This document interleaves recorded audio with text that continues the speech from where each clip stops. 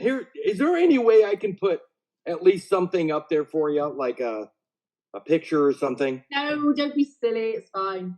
No, the reason I do that is because, like, even the cover of the new book, I mean, your background as a midwife, I mean, the biology is important. I have 3 books out right. Yeah. And the first book is called Right of Way. And that book is about the process of implantation. When my kingdom plants into the uterine wall, you know, the mom basically invited me. Yeah. She invited me. So I had a right of way over the uterine wall. It wasn't like I was invading. Mom gave me a right of way. In fact, she sent me an invitation through an envelope called the pellucid membrane. I mean, I was enveloped in mom's envelope. So she invited me to land here on Earth, or you know, and I did, based on that invitation, that pellucid membrane. Yeah. And what's interesting though is that they're getting us to believe that heaven and earth are at war. You know, the godly creation, your monozygotic maritime kingdom is at war with Mother Earth. That's what they're getting. Am I recording this first? Am I recording this, guys? Yeah, if you're happy with it. How do I record? I have no idea how I record. Tell me. There should be a record button.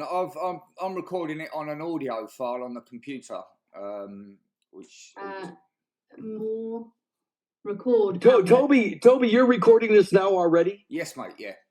Beautiful, because then I mean, seriously, let's make it possible that we could, especially with recording you guys, in progress. I just heard it. It's recording at the Zoom level now. Yeah. I want, number one, Vic, your exposure over there doing what you do is unbelievable. And again, my hat's not off to you right now because I'm wearing a hat, because it helps me keep my headphones on. So I'm not going to take my hat off to you right now. And Toby, what you do is a whole different area. But I think the world needs to know what's actually happening. And the word, what I like to call myself, I'm not an educator, I'm not a teacher. Hell, I'm not even a deprogrammer anymore. I'm an anti-reductionist. The world, scientists and everybody else, wants to reduce everything, divide it up to conquer it. They want to divide everything up. They want to find out what makes it tick. In other words, the details. But who lives in the details? The devil. The devil, absolutely. So that's why my whole thing is about the whole man. And the whole man begins at fertilization, and that's it. That's the end of the story. Life begins at fertilization. I don't give a shit about conception. Not interested in people's, misconceived ideas, which is implantation. So the whole thing for me is, if you understand the journey from fertilization to last breath, everything makes sense. And then it completely breaks apart their banking system, all the illegalities. In fact, one last thing, and again, I know I'm like racing along here right now, but I mean, people that are fighting for the common law, they don't understand that common law does not recognize absolute ownership. And my question to everybody listening to this is, are you not the only sole owner of your 46 chromosomes? Are you not the absolute owner of your 46 chromosome monozygotic maritime monarchy? Are you not the owner? I don't give a shit. I don't want to talk about trust. Hate trust law. It's bullshit. The Sesta KV trust is, again, reductionist. The Sesta KV trust is reductionist. They're trying to reduce you to something manageable. They can't manage the whole man. They can't manage your monarchy. You're the owner. So stop pretending you're not, and understand that all rights, God damn it, I can't even stop talking. All rights. I've only had a cup and a half of coffee, by the way. All rights. Listen to this shit. All rights are associated with property. If you don't own property, you don't have rights. If I don't own the bike, I can't speak of the bike. If I don't own my 46 chromosome monozygotic maritime kingdom, I can't speak about it. They're getting you to abandon everything from the moment of the cutting of the umbilical cord to your last breath. They're getting you to abandon your monarchy. Anyway, you go ahead. again, Jump in anytime. Please stop me. Somebody stop me. The cutting of the cord to the last breath is owning your... No, it's abandoning. Abandoning, that was the word. You're abandoning your kingdom. In fact, in the Bible, they would call it forsaking. Father, why have you forsaken me? That's abandoning your godly origin and then being a wanderer, finding yourself again the rest of your life, but you're never lost. That's the problem. They get you to agree to absolute nonsense, and the banks are controlling all of your property through this abandonment. If you know your whole, WHOLE, from fertilization to last breath, the cutting of the umbilical cord, you have surpassed it. You have gone beyond the cutting with the knowledge, and by getting in front of the cut, you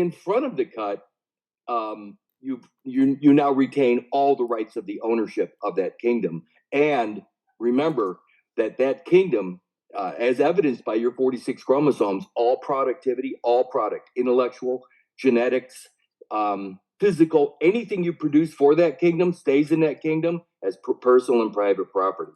Huge. How do you get in front of... Right, okay. The big question's coming up.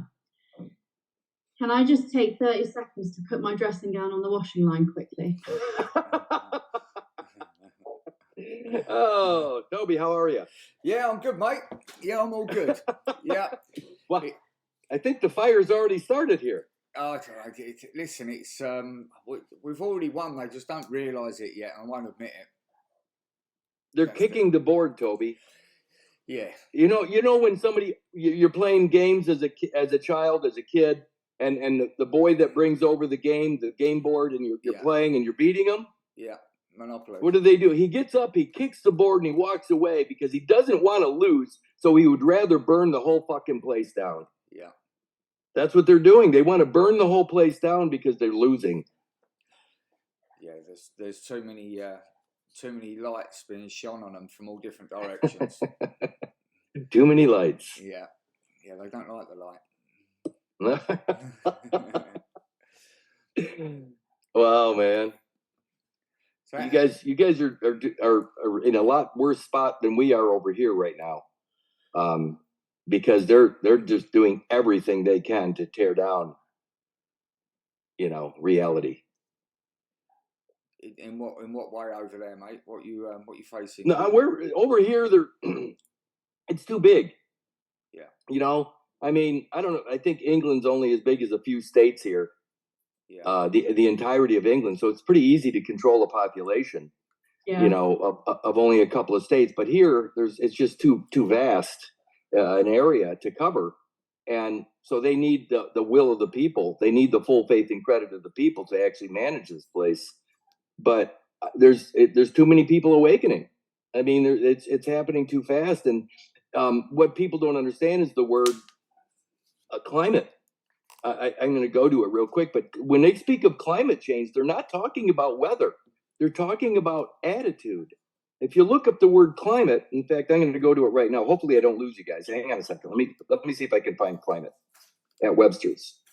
I'm not tech savvy, so I could do anything wrong at any moment. Don't be silly. It's fine. We'll just jump straight back on it. So let me see if I can find another. Oh, there it is. So I'm going to go to climate real quick so people will stop thinking that climate change is about weather. Climate DEF at Webster's. Let's see what it says. Oh, okay. So the region of the Earth having specified climatic conditions, blah blah blah. But here it is. Number 3, the prevailing influence or environmental conditions characterizing a group or period. Get rid of the environmental conditions. It says the prevailing influence characterizing a group or period. Right now, enough people are waking up to the indenture, the global indenture of the biological deposition or deposit. When they clamp and cut the cord and that piece falls to the ground, so to speak, literally falls. It's the fallen man, the fallen angel.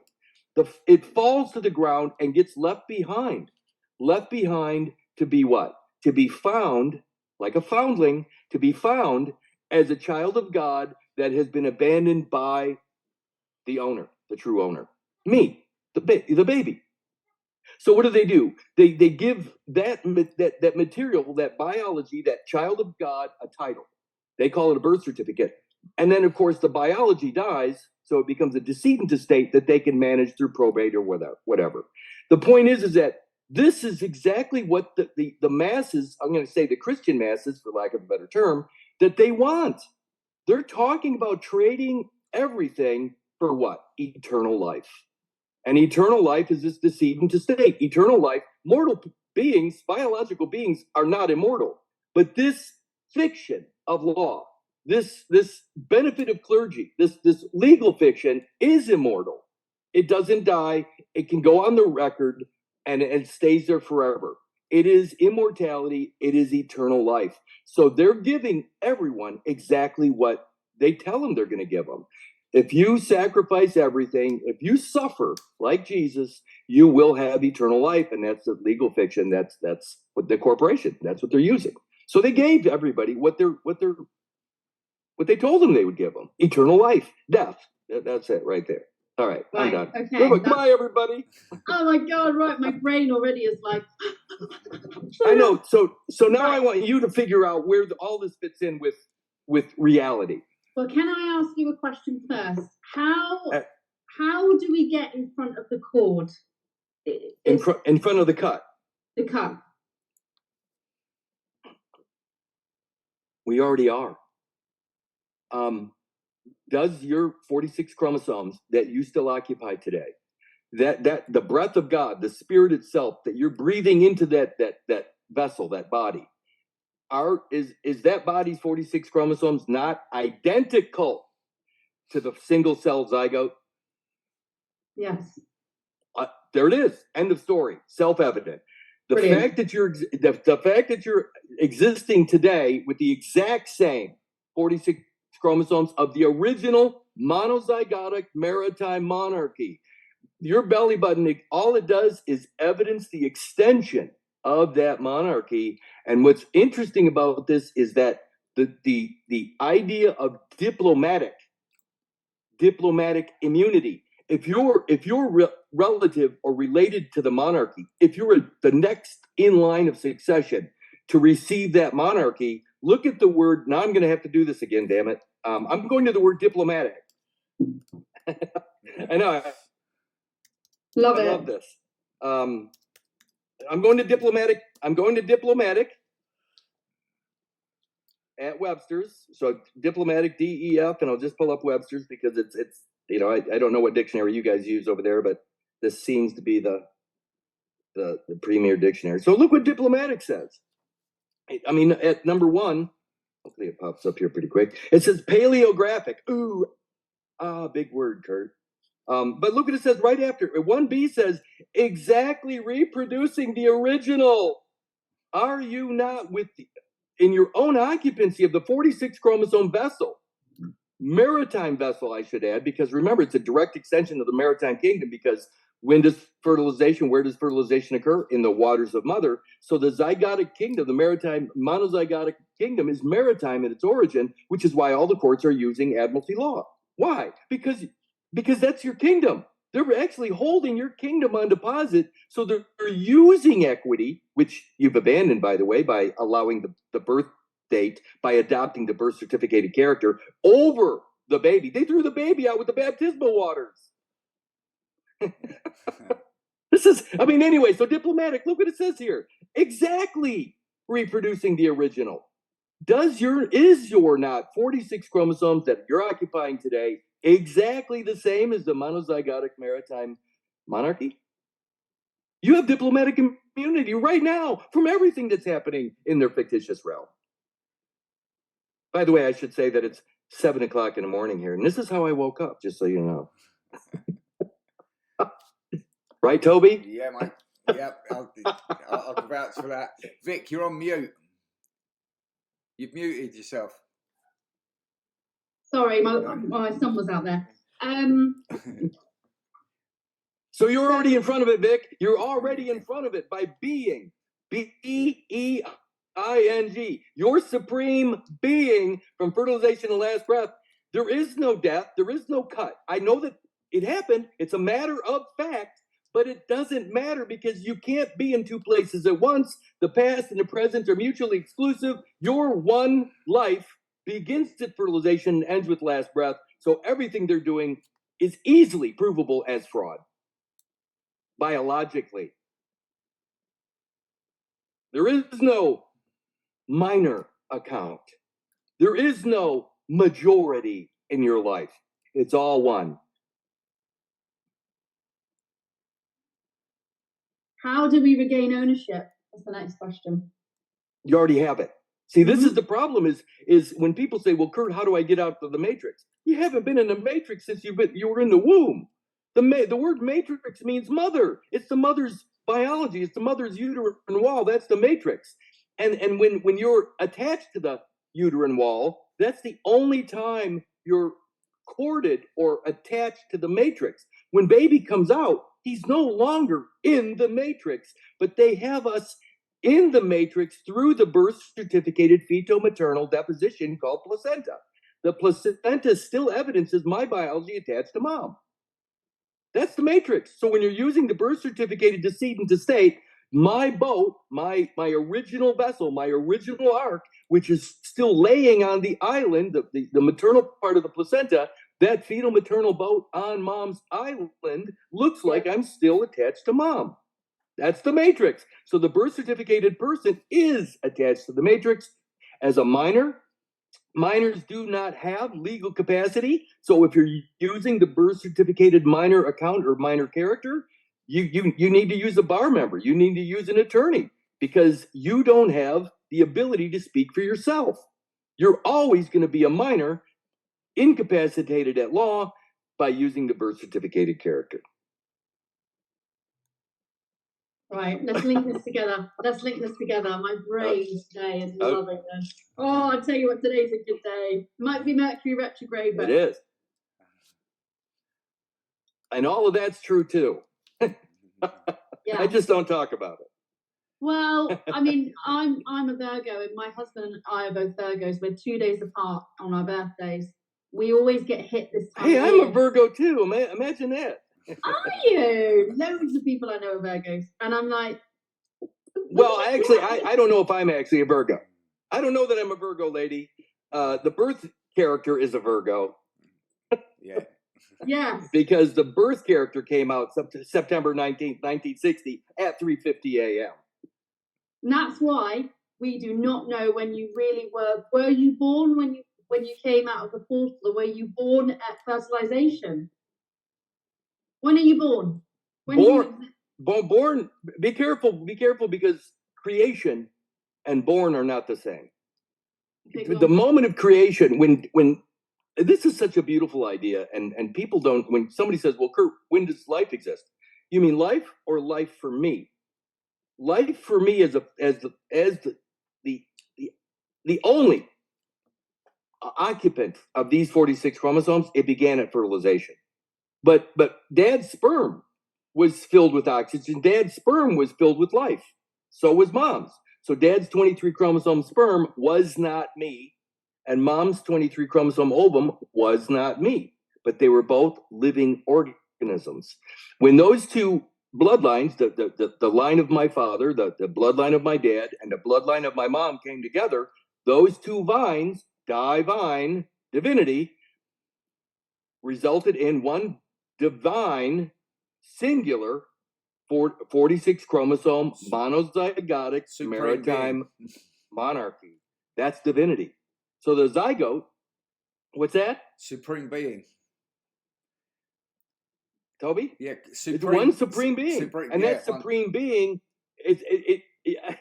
what's funny is if you go to etymology online and you look up the word father, oh, damn it, I got to do this again. I can't believe I got to keep going back to this crap. I'm going to go to etymology online. I actually do, but I'm doing this for you guys. Yeah. When you said the 46 monozygotic something monarchy, what did you say? I said 46 divine. chromosome monozygotic. Yeah, that's the divine 46 chromosome monozygotic maritime monarchy. And now I'm going to go to the word father at Etymology Online, because when you see this, you'll realize the zygote is your father. I'm not diminishing the value of dad. My dad gave me 23 chromosomes, but the father at Etymology Online, and this is going to blow your mind. I love talking to people that can think. My brain's going. Father, this is at Etymology Online. You can go, everybody can look at everything I ever find. I make nothing up. I don't give a shit what anybody says. I don't even listen to anybody anymore because they're all wrong. Look what it says here. Middle English father, blah, blah, blah. It says, he who begets a child, nearest male ancestor. That's the father, but look what it says. Also, any lineal male ancestor, here it is, the supreme being. So a father is the supreme being, and it's capitalized, capital S, capital B. But I'm going to go down a couple more paragraphs, and this is where it gets really fun. It says down as a title of various church dignitaries from the 13th century, it says the meaning is creator, inventor, author. So father means author, but look what else it says. Is from the mid 14th century that of, here it is, anything that gives rise to something else. Anything that gives rise to something else. Does not the singular 46 chromosome monozygotic maritime monarchy through evolutionary due process, by extension of the umbilical cord, does not that zygotic kingdom give rise to me, the baby? Yeah. There it is. Yes. So I'm the offspring of the zygote. I love my mom and dad. Don't get me wrong. Thank you very much for depositing that material into that job site, the womb. But the father of the baby is the zygote, and that's the heavenly father once they clamp and cut the cord and let that material die. That's the heavenly father. So when you say the Lord's Prayer, our Father who art in heaven, you're basically talking about the deposition or deposit of the heavenly father, the monozygotic maritime kingdom that fell to the ground and left behind is abandoned. You abandon your father at the port of entry to the world beyond the womb. You're abandoning your father at the port of entry, right there at the vagina where you enter this world. You leave your father behind, and that's you leaving God behind. God the Father, the creator of you, is the zygote. Kurt, this can't be true. Well, it is. It resonates. You sometimes I hear things and I go, no, but this I'm like, yeah, it's all making sense. It's too obvious. Too obvious. It's too obvious. It's too obvious. Right. But anyway, now it's not. I'm done talking. No, because Toby, have you got anything to ask? Yeah, no. I was just going to comment to say that over here on this landmass, you start mentioning anything about this, they've got you just branded a free man of the land. It's like the go-to phrase. No, they can say whatever, Toby. They can say whatever the hell, but I'm not a man of the land. Yeah. My vessel, the vessel I'm using right now is a direct extension by evidence. The wound, the piercing that I have that looks like a belly button. That was once connected to an umbilical cord that linked right back to the monozygotic maritime monarch called zygote. What's funny is that's maritime. It's of the water. So I don't give a shit what there's. I'll never claim to be a man on the land, because when my boat landed, it landed in the uterine wall. That's my landed estate. That's the second estate in the estates of the realm. Mom's uterine wall is the second estate, which is Mother Earth. I landed. I know I landed because I'm right here. What most people don't realize is when they clamp and cut the cord, and hear me on this, this is so important. When they clamp and cut the cord, Toby or Vic, that piece of you stays in the water. It's lost at sea. It never comes ashore. It's never here. So you got this indigenous baby on the land, this man on the land, but he doesn't have any link He doesn't have any evidence of his origin. So he's the man on the land, but he's an indigenous person with any rights, titles, interests in his true inheritance, which is his godly origin. They've cut you off of that. So the man on the land is actually the worst possible position to ever claim. You have nothing. You're just a wandering pauper, vagabond, and fugitive from justice. Worst position, man on the land.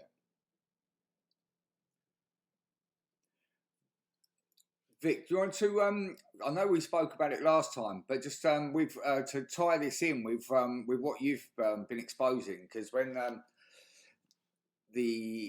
obviously the chat you done with the first chat you done, where you started touching on it, because of what you're now, not just what you're exposing within the NHS, which they're responding to, but the actual the steps from inside. The process from the pregnancy to the obviously your role as or your ex role as a midwife, and the process obviously delivering babies and the registration and the documents, the process which ends up with a name on a birth certificate. So when you find out you're pregnant, which I was recently, I've had a miscarriage. When you find out you're pregnant, the way that a woman knows she's pregnant now is to wee on a pregnancy stick.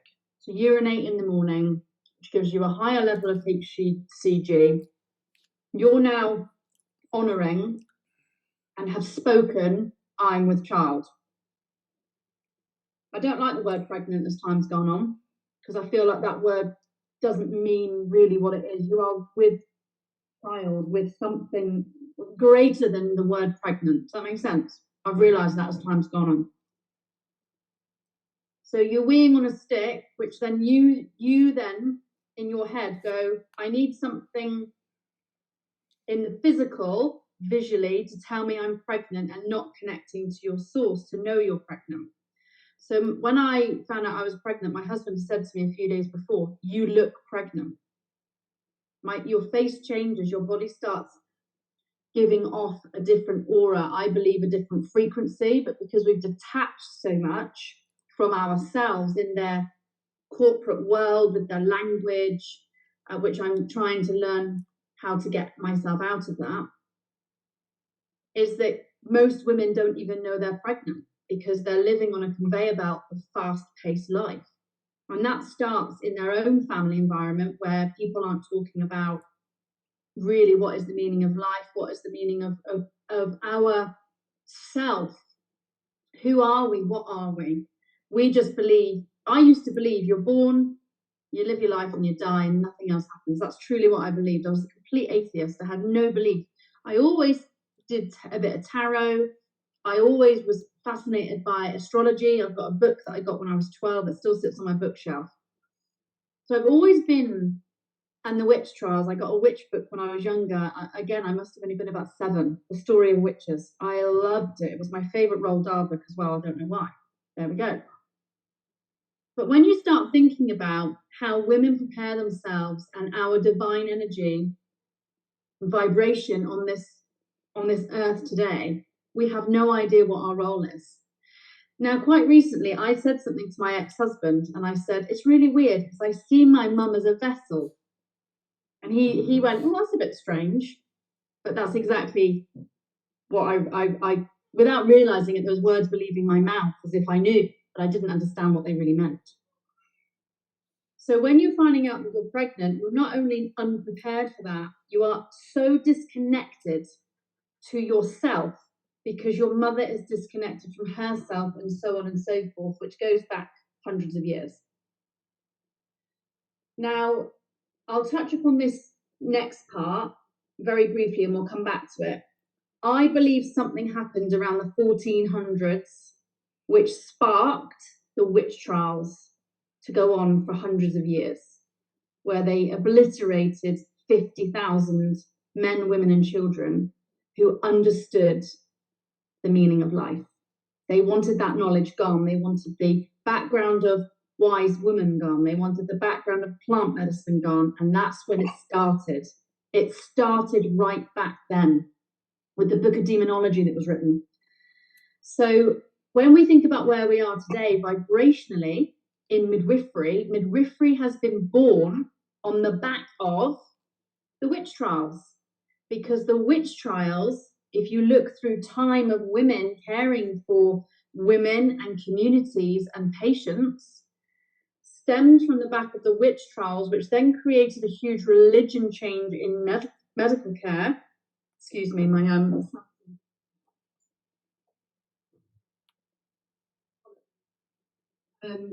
which then sparked the control of men in the medical world who were trained by specific education boards above, which we now know the Rockefellers, the Rothschilds own the education system. They own the banks, the world, the lot. They're only taught one medicine for a reason. It's so you're forgetting who you are, what you're about. So moving on, women then were brought back into the profession to start providing care. So all of it has been perfectly planned and orchestrated to the point that I never felt like a midwife. I couldn't put my finger on what it was, but I never felt like a midwife. I felt like I was just a nurse, like a nurse, but was never nurturing women and never nurturing the sacred belief of birth. That's the truth of it. So when you find out you're pregnant and you wee on this stick, you then go online and type in, I'm pregnant, what do I do?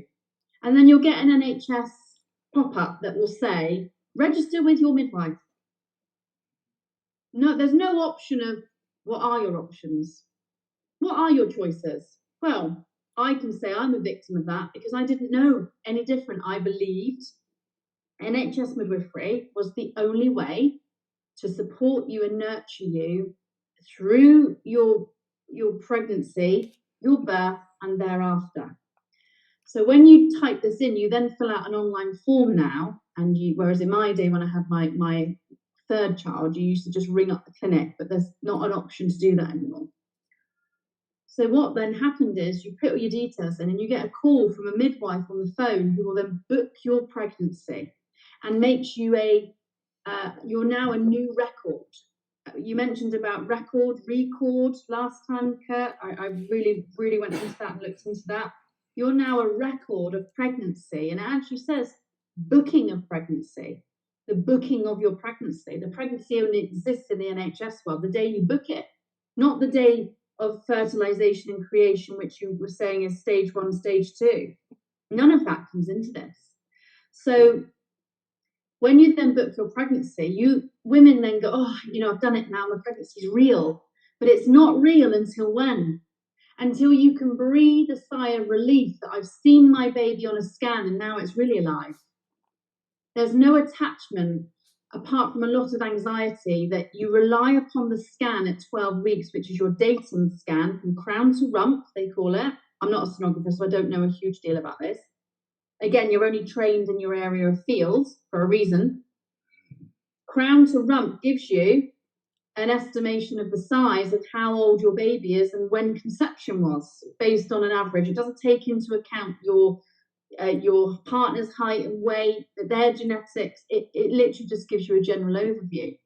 Now, the reason why I know this is wrong is because in my third pregnancy, my husband and I, with a small 2-year-old and a 7-year-old at the time, we didn't get close very often. And when we did, I was pregnant and I could count back to that exact date of when it happened. But the hospital were telling me that wasn't true, which then made me believe that the sperm has to live longer than what they tell you, which is up to 5 days. I believe it's got to be 10 to 14 days because the dates didn't add up to what they were saying. So women have this thinking that the only way they're pregnant is not to think about their change in smell or their change in taste, their physical, biological change, which gives you the signals to say, Mum, you're pregnant. I'm in here. Hello. Because I know when I'm pregnant, because I've had 4 children and I've had a few more pregnancies. I've had a couple of miscarriages. So I know. I know when I'm with child, when I'm pregnant, whatever you want to call it. And I'm exploring all of those words because they resonate with different people. With child, pregnancy, again, abortion, termination, that everybody sees these words as what I might believe, but they're what people in themes use, in themes of words. So let's get to the part that you're now pregnant. Oh, I can tell everybody now, I've had a scan and everything's really good. I'm now pregnant, but you weren't pregnant before. You were acting and waiting for that NHS day where they popped a scanning machine on your belly and told you were now pregnant and it was safe to talk about it. Again, you're giving over your control. So the next part now is around about 12 weeks, they take all your bloods and they give you a baseline of your, they don't check your pregnancy hormones unless you're bleeding and you need to go to early pregnancy. But they take your bloods, they check all of your blood group and everything like that. And then around about 16 weeks, you come back and then they listen into your baby with a Doppler. And that listening in is, oh, I've heard the heartbeat. So when you listen into a mum and a baby, you always put your fingers on mum manually and you're feeling her pulse and you're listening into the baby. And you can tune in to the two vibrations, that they're two very different numbers, because you have one vessel with two lives inside it. I mean, that is even in itself just hard to even comprehend, that is how beautiful this experience is. That is how beautiful it is. And we treat it like the baby doesn't exist until it's born.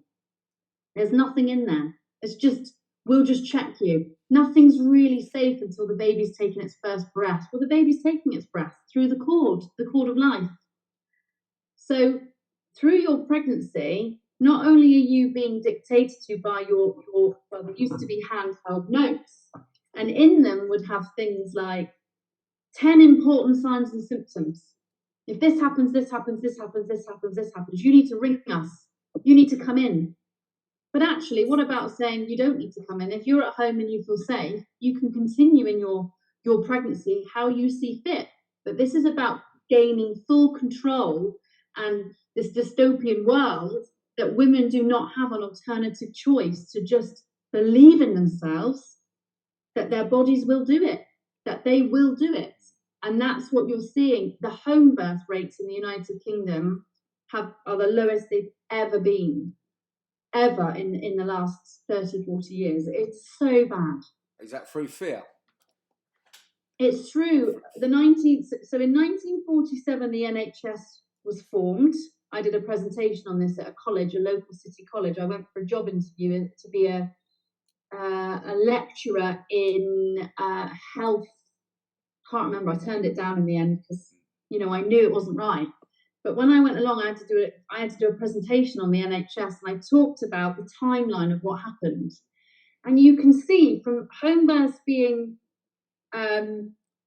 everybody, even through the ages of no good hygiene and all this sort of stuff. If you're living on top of each other in a workhouse or a workspace, in these horrible workhouse type buildings, and you're being forced to live together post-war and before the First World War, of course you're going to have increased baby deaths, mummy deaths, because of hygiene. But what they did was they made us believe it was because of diseases, which is why they implemented the vaccine program. But they'd already invented the Spanish flu vaccine program at the end of the First World War, which is why I think it was something like 5 million men died after the First World War. They'd all been vaccinated, saying we need to protect you.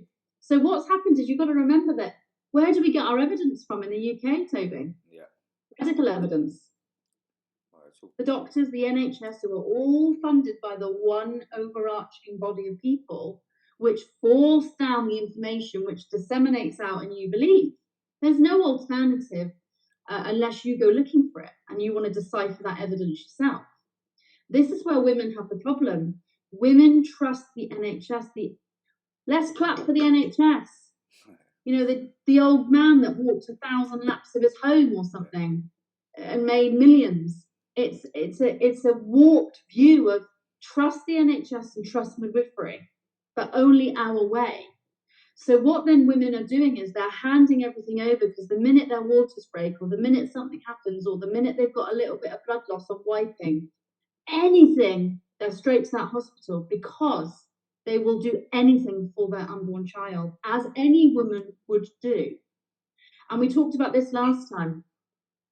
No woman gets pregnant and says, oh, I want to have a miscarriage at 8 weeks. Oh, I want to have a baby with an abnormality. Oh, I want my baby to die at 20 weeks.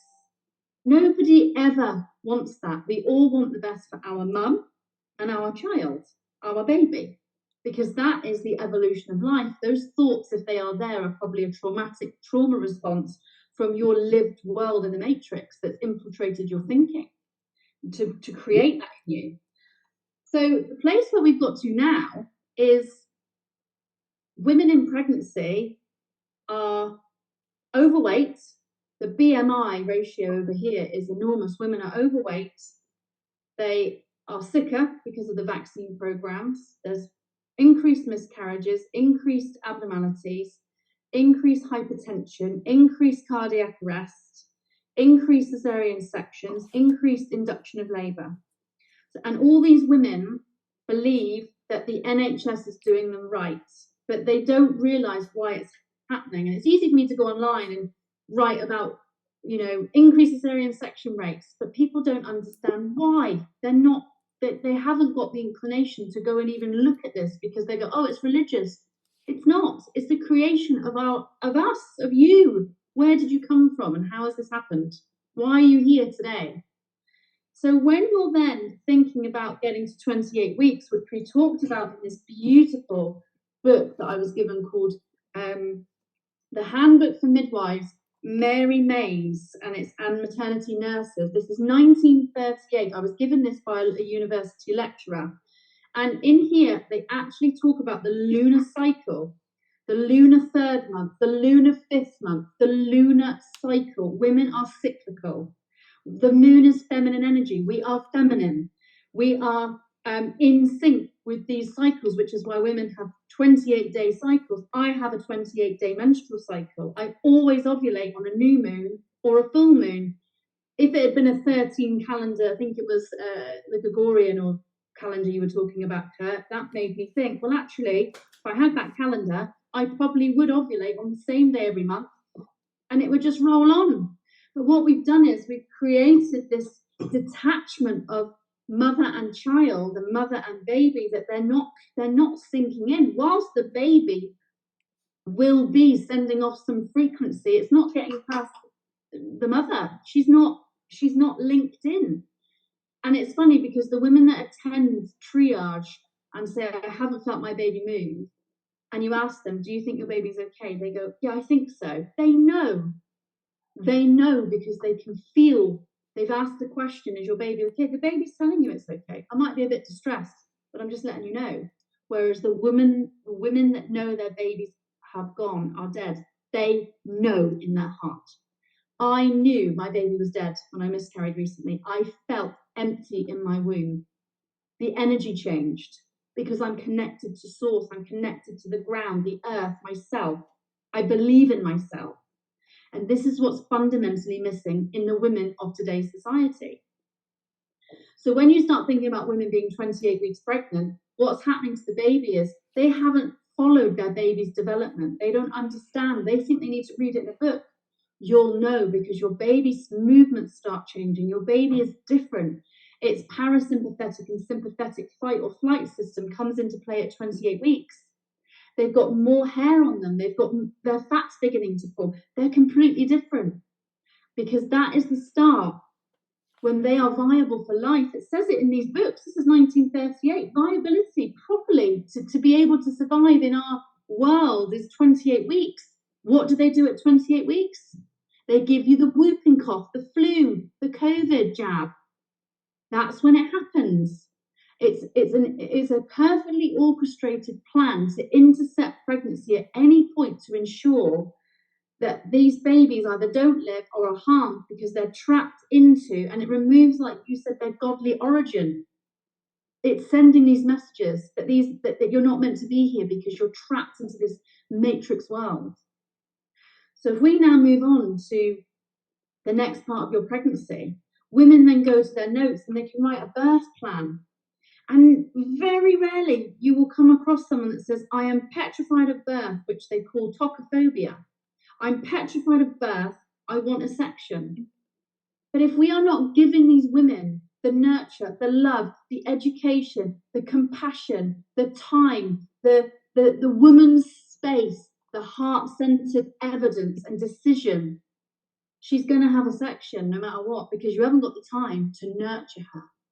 And the nurturing begins long before you're even at fertilization, because it's your mother that hasn't taught herself, which has passed through the DNA structure and the information through the water memory. All of these things are going to your next child and your next baby, and they don't know what to do. It's not bred in them. So when you start thinking about how pregnancy then evolves, these women are not evolving in their pregnancy in connection to themselves, because they're saying, well, that's what my midwife told me. That's what my midwife told me. So if I just give you a tiny little element that each appointment meant I had to do something for the system, okay, which now is on the computer, which will submit probably an invoice or a ledger that the woman's come in and you can make money. That's why it's all digital, because it's a digital platform of ledgering money. Data sharing, data. Oh, I had this appointment, whereas on paper, they weren't making money from it because the woman took the notes home. They only made money from the high risk women that kept coming into the hospital, and they would have bloods and they would have this put on the system, and they would have a scan, because every time you go to a hospital, you've got an NHS number, you've got a hospital number, you've got a date of birth, a national insurance, and they're drawing money from every time you come in, because you are just a number. As you said, Kurt, you're wandering on the land, man on the land wandering. So when women then get to the place of birth, we've had all these different appointments at booking, they call it 16 weeks, 25 weeks if it's a first pregnancy, otherwise you miss that in your second pregnancies and subsequent, 28 weeks, 34 weeks, 36 weeks, 38 weeks, 40 weeks, 41 weeks, and then 42 you're induced. Okay, 42 weeks. It's no, like you said last time, I'm 42. It's no coincidence in age. So these women are now don't realise every time they go, they're having their trust funds being drawn upon, because they're very equipped, because you are nothing more than a ledger, than an invoice. You are not an individual. You are not a woman in REM. You are not being treated as women in REM. You belong to their quasim, their persona. That's who they have made you into be. That's why you've got different names on different documents. Mrs. Victoria Rixon, Ms. Victoria Rixon, Ms. Victoria Rixon, in caps, low caps, document. So every time you go to the hospital, they give you a new wristband with a new sheet every single time you get admitted. More and more and more and more money. You're handing over your control. You believe these people will support you. They will, to a level of their indoctrination, nothing wider, nothing more. So when you're starting to think about writing up your birthing plan, many women will not have a home birth because they're scared of home birth, because what if I need the hospital? They're not wrong, because childbirth can go wrong very, very quickly. But what we failed to recognize, and what I have had practiced in my recent pregnancy, that obviously I only lost 4 weeks ago, was what will be, and I will embrace it. If I'm meant to have a baby and have a baby at a home birth with no medical intervention, I will, because I'm in the power of myself, and I believe in myself, and I know what I need to do to grow my baby. I don't need a system. I don't need a scan. The baby will show me the way. My connection to my source will show me the road I'm meant to be on, because I'm connected to myself. I know who I am. These women aren't. They're indoctrinated asleep with a TV screen with Netflix with adolescence written across it. They're looking at one born every minute. Get to the hospital, you can see how quickly it changes. It's all a psyops to make you believe one way. So when they write their birth plan, they normally always write, I don't want an epidural. I don't want to be on my back. Because instinctively, women know they need to be up and about when they're in pain like that. And when they write it, and when they get in there and you read the birth plan, you're going against what they want. because the system doesn't allow you to honor their birth plan, their words. It's their writing. They type it up, they sign it, they write it. That is, out of all of the documents, that's the one document you have to listen to. They have written it with their own conscience. And we ignore it because the system doesn't allow you to allow these women to birth how they want to birth freely and safely. Being a midwife is about holding space. It's not about feeding you incorporated policy to match their agenda and their globalist dehumanization, inverted, subverted, perverted, all of it in a demonic manner. That's how they get around this, because it's about oppression on you. So when you then come to have your baby, most women will go straight to the hospital. As soon as their waters break, they ring up, they go in. And what's the first thing we do? And I've done this myself, and I eat myself up with all this stuff, and I do lots of work with it when it comes up. What do I do? If she's labouring and her waters have gone, what's the first thing I will do is I will put a speculum in her vagina, open up her vagina, interfere, see if I can visualise the cervix, and if I can visualise waters in my speculum. I've now inverted myself into this woman. I've entered her space. It's broken, it's severed. If she's in labour and she's ruptured her membranes and she's about to have a baby, you're then putting your gloved fingers inside that baby's area. You're breaking the seal of their connection in that vessel, in that portal to our world, the opening of the vagina, bringing you into this world. It's a constant flow of interference into her connection to self. When women are in labour, I've seen some profound things. A woman was giving birth once, and she said to me, this was in room 6 on labour ward, and she said, I'm so out of body, I don't even know where I am. She had very little pain relief. She was just using gas and air here and there. She had no epidural, and she had no administration of opioids. She said, my dad's over there. My dad's over there. My dad's over there. He'd been dead for years. When these women connect themselves in breath, breath, as you said, Kurt, is the spirit in breath. What do women do when they're in labour? They breathe on a deeper level. The oxygen helps them relax. The oxygen gets to the flow of the uterus. The uterus is a blood-filled organ. It contracts. It needs lots of oxygen, because really it's like lactic acid buildup, because it's contracting so much. It's a bit like contracting a muscle and you get lactic acid. So oxygen soothes, which is why they like to breathe really deeply and really slowly. And as soon as you keep a woman in that zone, she will transfix on you and your breath, and you breathe with her, and you're interconnected. That's the role of a midwife, is to hold space, hold spiritual connection. But you cannot do that in that system. It's not possible. So when these women are in those spiritual connections to themselves, I've already said this in my birth with my son James, I definitely projected out my body. It was like an out-of-body experience. I've talked about this an awful lot, which is why I became a midwife, because I then thought, oh, I want to give this to women. I want women to feel this. It was so euphoric. I can remember seeing the room and where everybody was sitting, where my dressing gown was. It was so surreal. And I didn't understand it at the time. But there's no way, it's almost like a woman is going through an initiation. An initiation. Oh, hold on, the police are outside.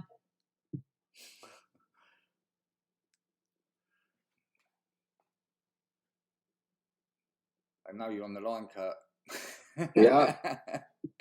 What is that? The police have just pulled up. Hang on. What's going on? Yeah, I don't know as well. I don't think she was expecting. Yeah, what a mess.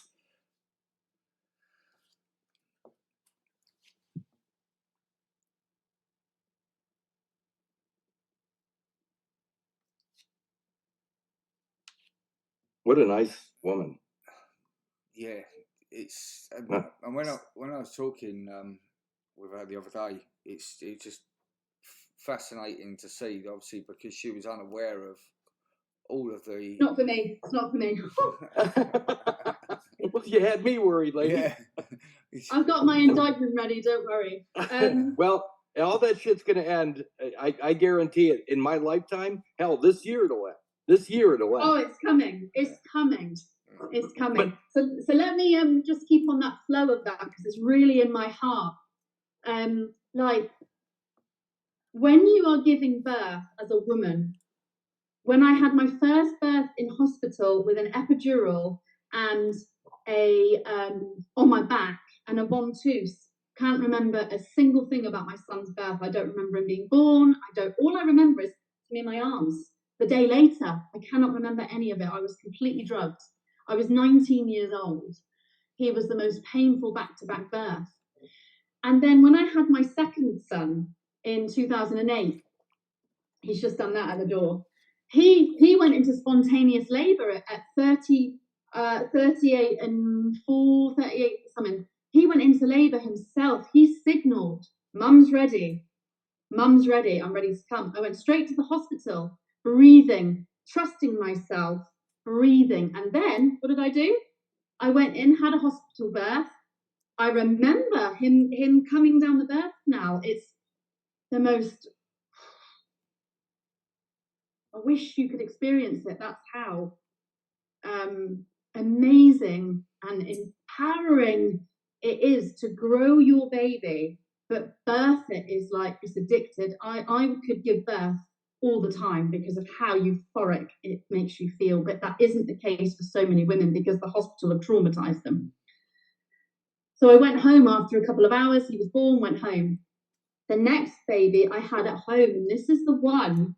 Through my pregnancy, I had very little input, just saw the midwife, would listen in, measure, check my urine, had a couple of scans. And then on my due day, I think it was the day before my due day, or of my due day, I went and had, now it was really hot that summer, it was awful, it was so hot, and I honestly thought I was going to jump out my bedroom window because you're taught to need the system. So I went and had some acupuncture, and they put the acupuncture points on your ankle, and that's where the point to your uterus is. It's about 4 fingers up from your ankle bone on the inside.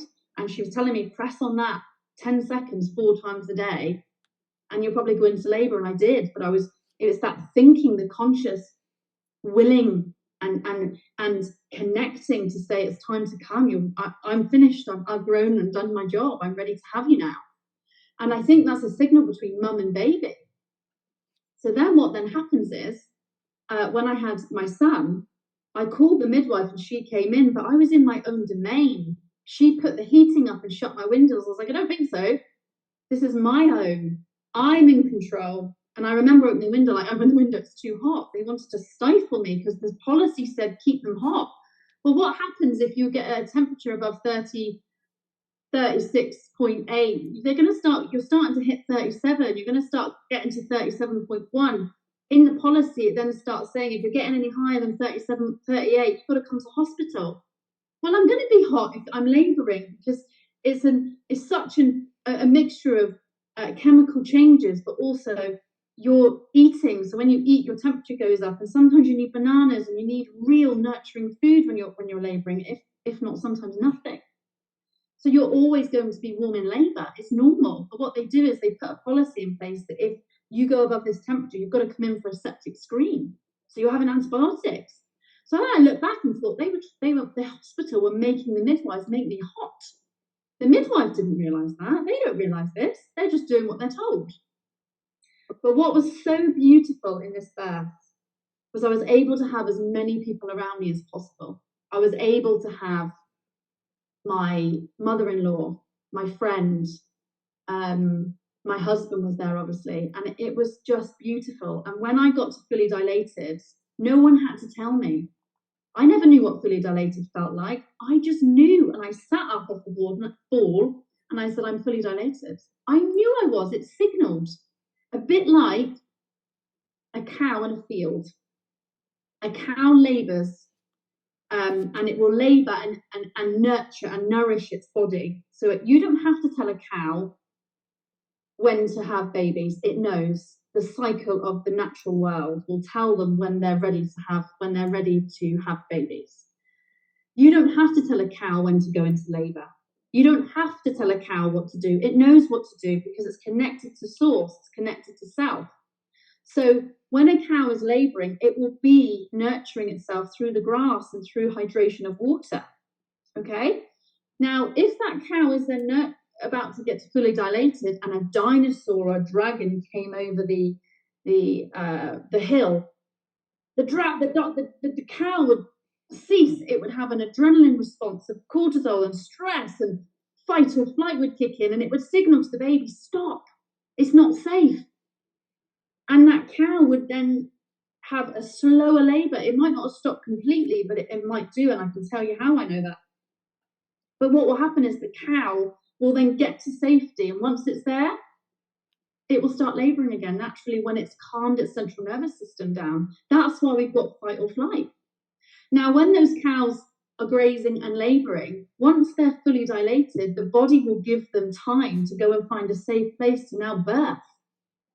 You see it across, you can watch it on any video. That's the animal pattern when animals labor and mammals labor. Now, when you've been at home with women, or women ring you up and you're in triage and they're, you can't talk to them. You're like, that's okay, darling, take your time. And you say, right, come on in. Sounds like you're doing really well. Come on in. They get in the hospital within half an hour, their labor's completely stopped. Because the NHS and the actual physical oppression of the corporation building is negative. It's the dragon on the hill. She's no longer in a safe place at home where she can smell her husband or smell her partner and smell her children and smell her dressing gown and her bed. And she knows instinctively the toilet's just up there. She's now got in a car, a bumpy car, baby's like this. She's got to the hospital and then boom, labour stops. If that doesn't tell people that that's a signal of a red flag, I don't know what is. But that happens all the time. And women are not connected to that. Now, it's not my job to say maybe you should go to a home birth, because it was my job. I just didn't piece it all together at the time. Reflection's a beautiful, beautiful thing. So when they're getting into the hospital and they're then giving birth, they're then having on the computer system drugs, OBS hourly or 15-minute OBS, listening into the heart rate. You're having hourly observations of mum and mum. You're having vaginal examinations every 4 hours. There's no evidence to suggest that. The only evidence to suggest vaginal examination is if you're forcing the labour with a hormone drip. I kind of understand that. I do, because how do you know she's doing anything and you're not overexerting her uterus? But the problem is I've only been a midwife for 6.5 years, right? Which people have said, you don't know anything. You're a novice. You were a junior member of staff. I can tell you something. I've been a mother for 24 years, and I've been a birthing woman for 18 of those years. So midwifery is not about the system. It should be about the birthing woman and her connection to source. That's the difference. That's how I know what I'm talking about is valid, because I walked it 4 times. And I saw that when I gave birth to my 4th child in hospital, induced 9 vaginal examinations in 24 hours I had. My vagina was on fire. I was screaming to the point my husband was crying, thinking I was dying. But yeah, I'd had a beautiful connected home birth before. Makes no sense. Where had I lost control? Where did I lose my connection to source? Where did I hand over my consent? None of that was anybody else's fault. I took ownership of it pretty much in the last 6 months. I agreed to be induced. I'd lost touch. I agreed to all the drugs and the Propest being put in my vagina. I didn't know I could say no. I'd forgotten very quickly. In 8 years, I'd forgotten how to give birth, because I went into a system that oppressed me, which I decided to do and take full responsibility. So why now I'm highlighting. when you had the home birth, so obviously, who's obviously had midwife there? What about the clamping and cutting of the cord? Who decided that? At what point? At what time? Always been my career, always. So if I go on to that bit now about the actual paperwork, I just wanted to give it a little bit of background so people understand why we're talking about that. So when you then give birth, you're giving birth, you're now putting on the computer system fully dilated, and you put a time on and a date on it. So that gets clicked. Then it's vertex visible. Vertex is the head, or is it breech, and it's whatever's visible first. Footling, bum. So wait. Let me jump in real quick. Go. You said they put a time on it at that point. Is that the first time, or have they been using the calendar the whole time? As far as the intrusive nature of the pre-arrival, let's call it. Yeah. They're using the Gregorian calendar every chance they get to put their efforts on a record. Yes. So there's a historical record. I may add a historical record, which is not the present. Anyway, keep going.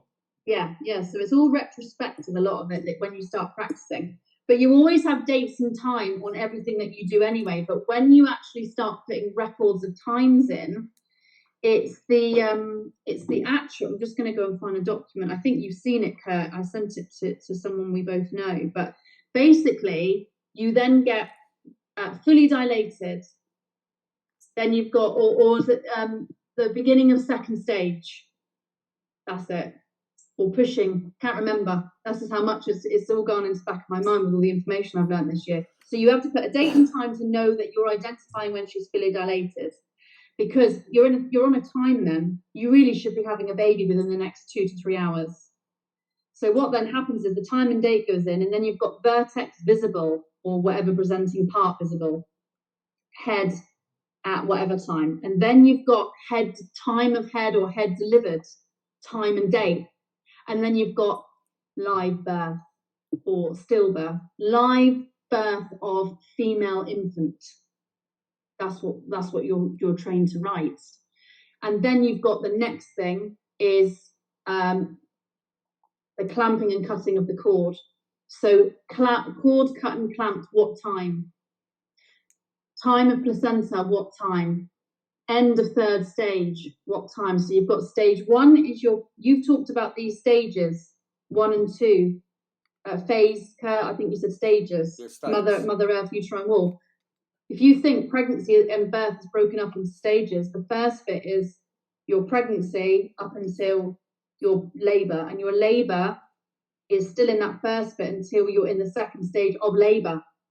Because the first bit of labour is 4 centimetres to fully dilated. That's the first stage of labour. The bit before it is called the latent phase. The latent phase of labour, which is 0 to 4 centimetres. They categorise the cervix up into numbers and phases, and that it should be on a time span. So the first stage of labour is 0 to 4, and then the active stage of labour, the second stage is the active phase is 4 to fully, and then you've got pushing and delivery of baby, and then you've got the third stage, which is the end when the placenta is delivered. So on the document, it actually has, let me just bring this up, on the document, I don't know if I'm going to be able to show you it, I should have got it down from the attic. But basically, I've got it on a thing here. So what it says time labour established. Let me just. This is a brief summary. But date and stage of onset, time of onset, and that's how it works. And you press boom, boom, boom, boom, boom through the system. Okay, so when the baby's born, what we always do is baby's born, goes straight onto mum's tummy, give it a good rub down, stimulation. That's what we're taught.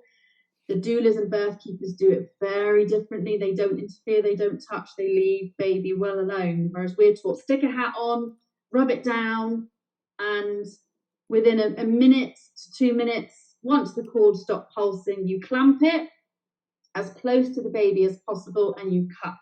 And dad normally cuts the cord. Some dads don't like doing that. Some mums do it. doctors do it if it's an assisted delivery. Sometimes all these things differ. And then the placenta is still in situ and it sits, the cord hanging out of the vagina. Oh, by the way, who instructs?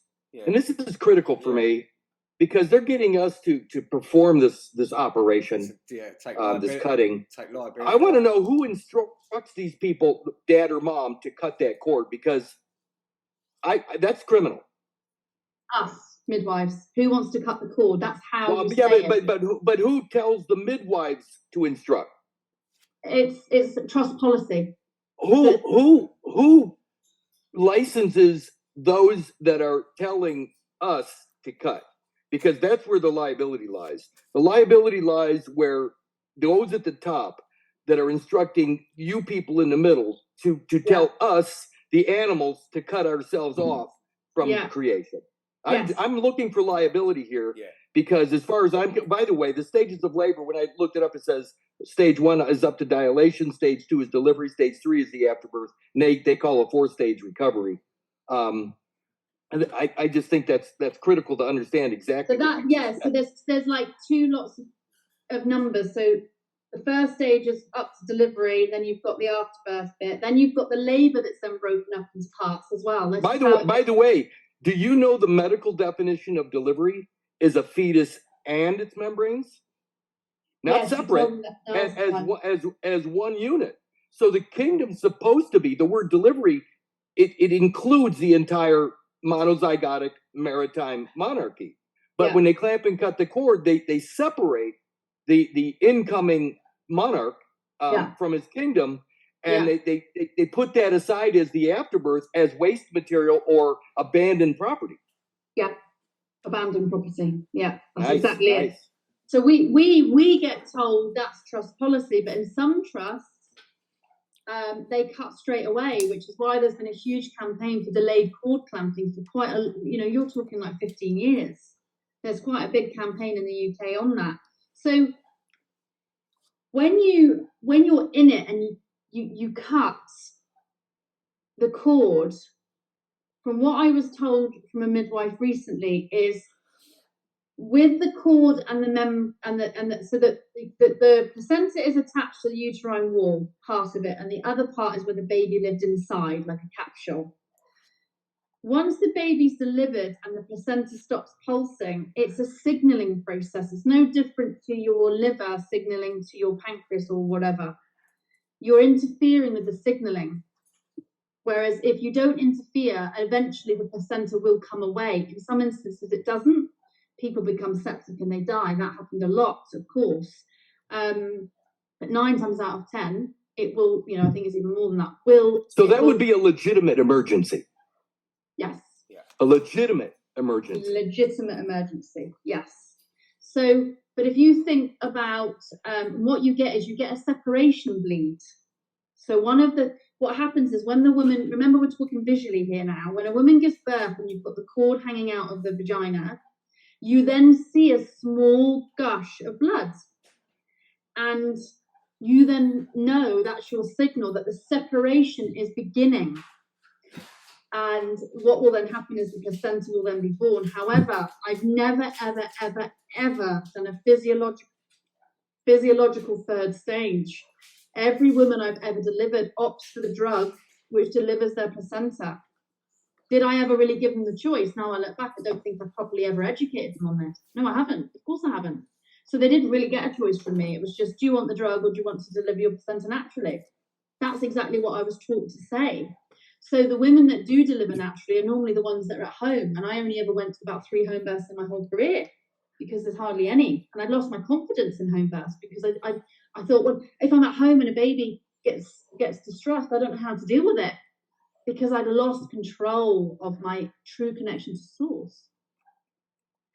So when I then go through the paperwork, you download, the system was called Protos that we used. There's Centra, there's a couple of others. I've got a list of them somewhere, so I asked for some help on that.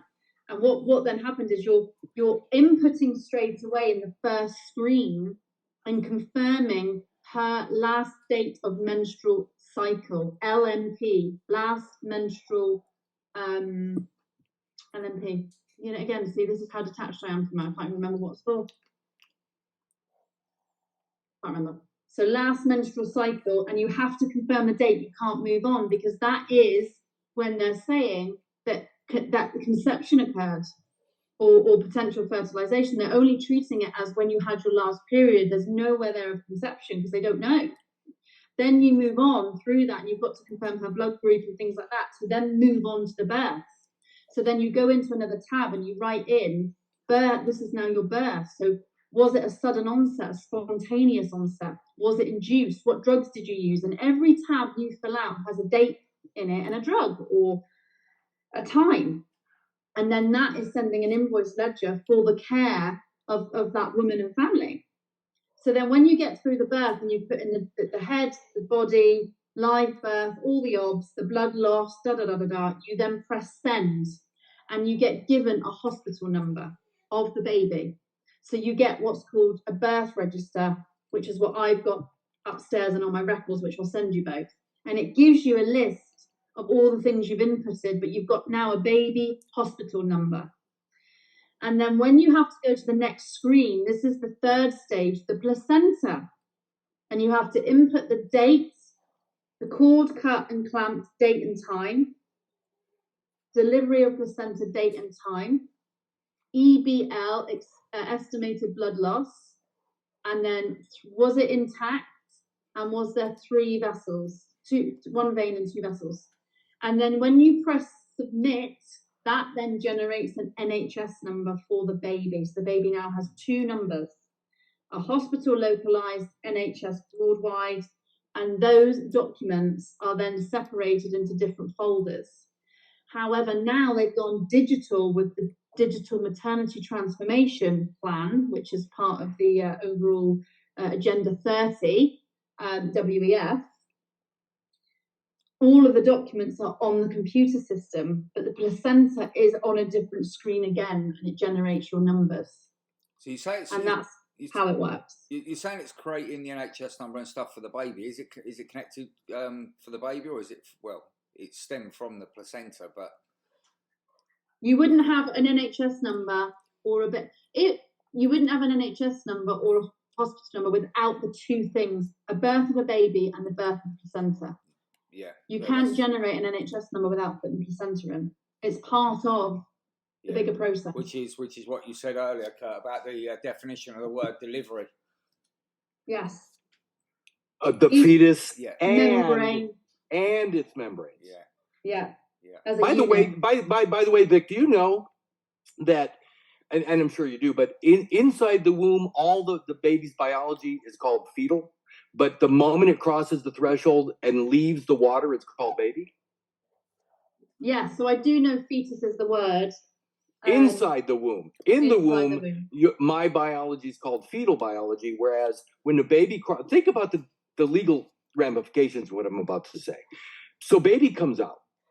I mean, actually, fetus comes out. Fetus crosses the threshold, comes out, and now it's called baby.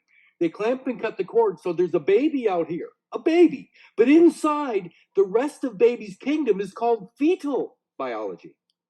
They just changed. Outside the womb, it's baby's property, but inside the womb, it's called fetus or fetal property.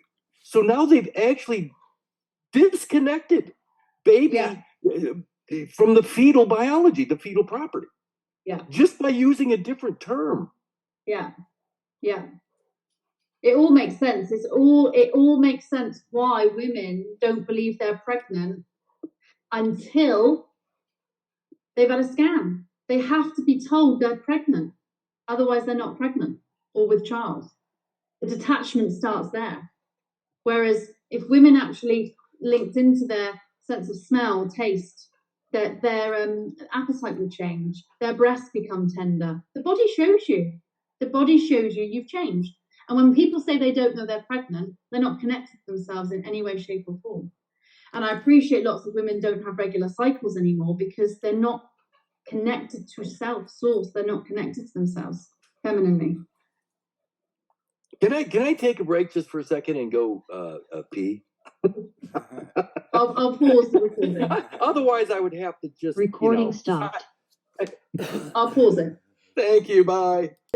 We know that the fiat currency is controlling the world, and if they've got global control with our money, they control us. But you're giving yourself over, which is you're the ledger in your own healthcare. You're just a walking zombie. That's what it feels like. Are you recording again? Right, let me record. Recording in progress. Yeah, because I don't want to lose any of that idea of money.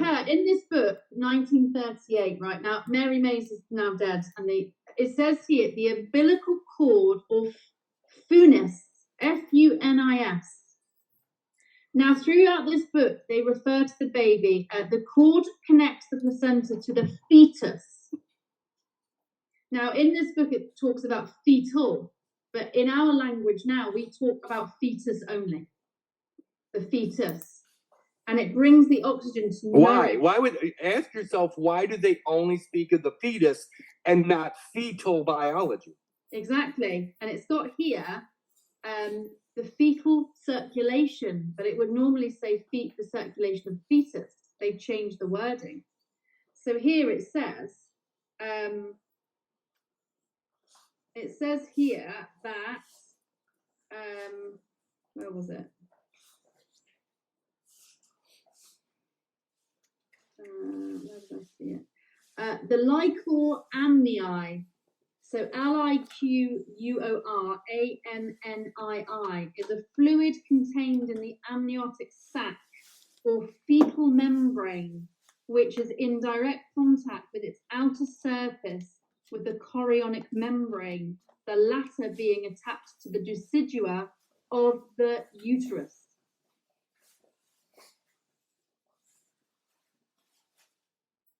So here's the way I see this. So the first 7 days after creation, i.e. Genesis 2:2, King James Version, and on the seventh day God rests. Well, what does that mean? It means that I exist completely separate from everything, floating on the waters, walking across the waters of Mother, to get to where? To find a place to land on earth. So I come out of the heavens, the waters, and I land on earth via Mother's uterine wall. That's implantation. By the way, that's also conception. The word conception and implantation are one and the same thing. Also, this is huge. The first 7 days, when you're still floating in the heavens, the waters of Mother, you're not considered pregnant.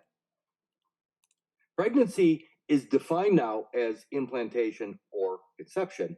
Conception is 7 days too late.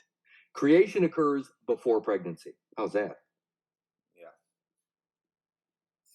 7 days before 7 days before pregnancy.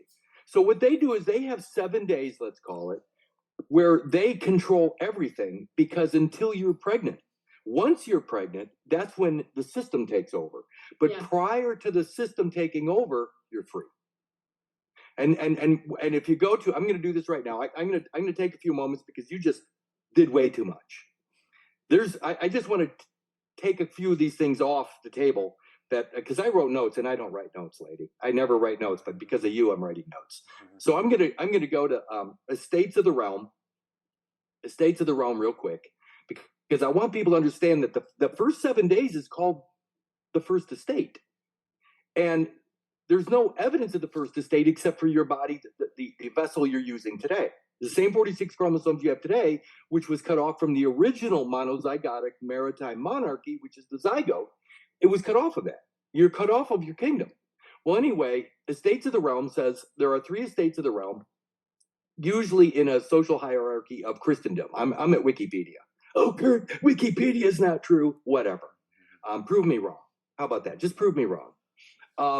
It says the best known system is the French 3-estate system, which is made up of a first estate of clergy. There it is right there.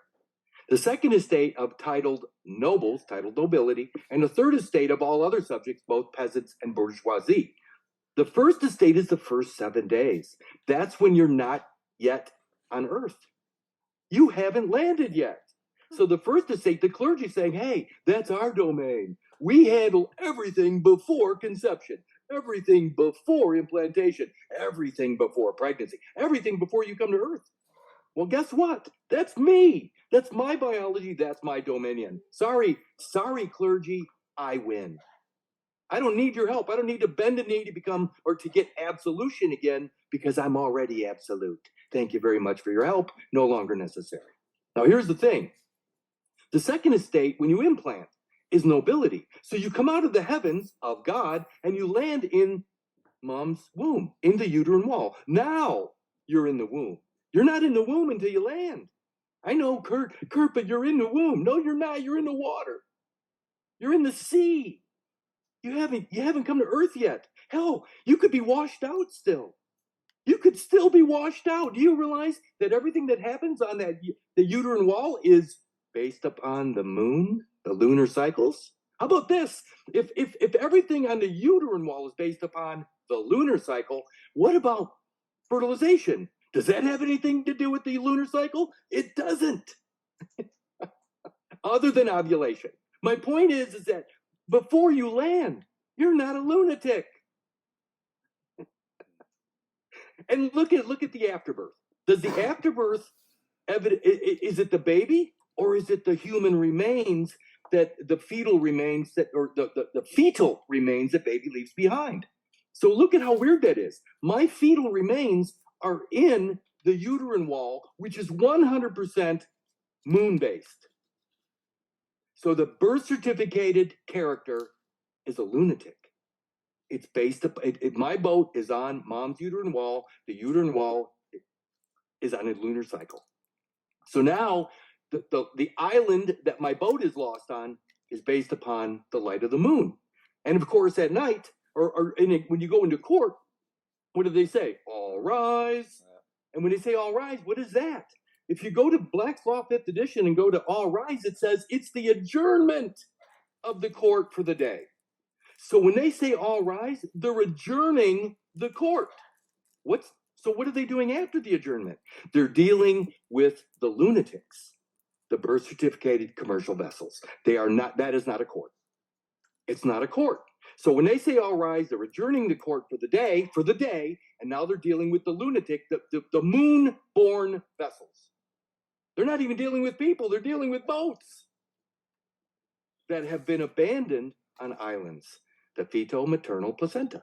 Okay, so I got that. That's out. Let me handle a couple more things here. My God, I got goosebumps.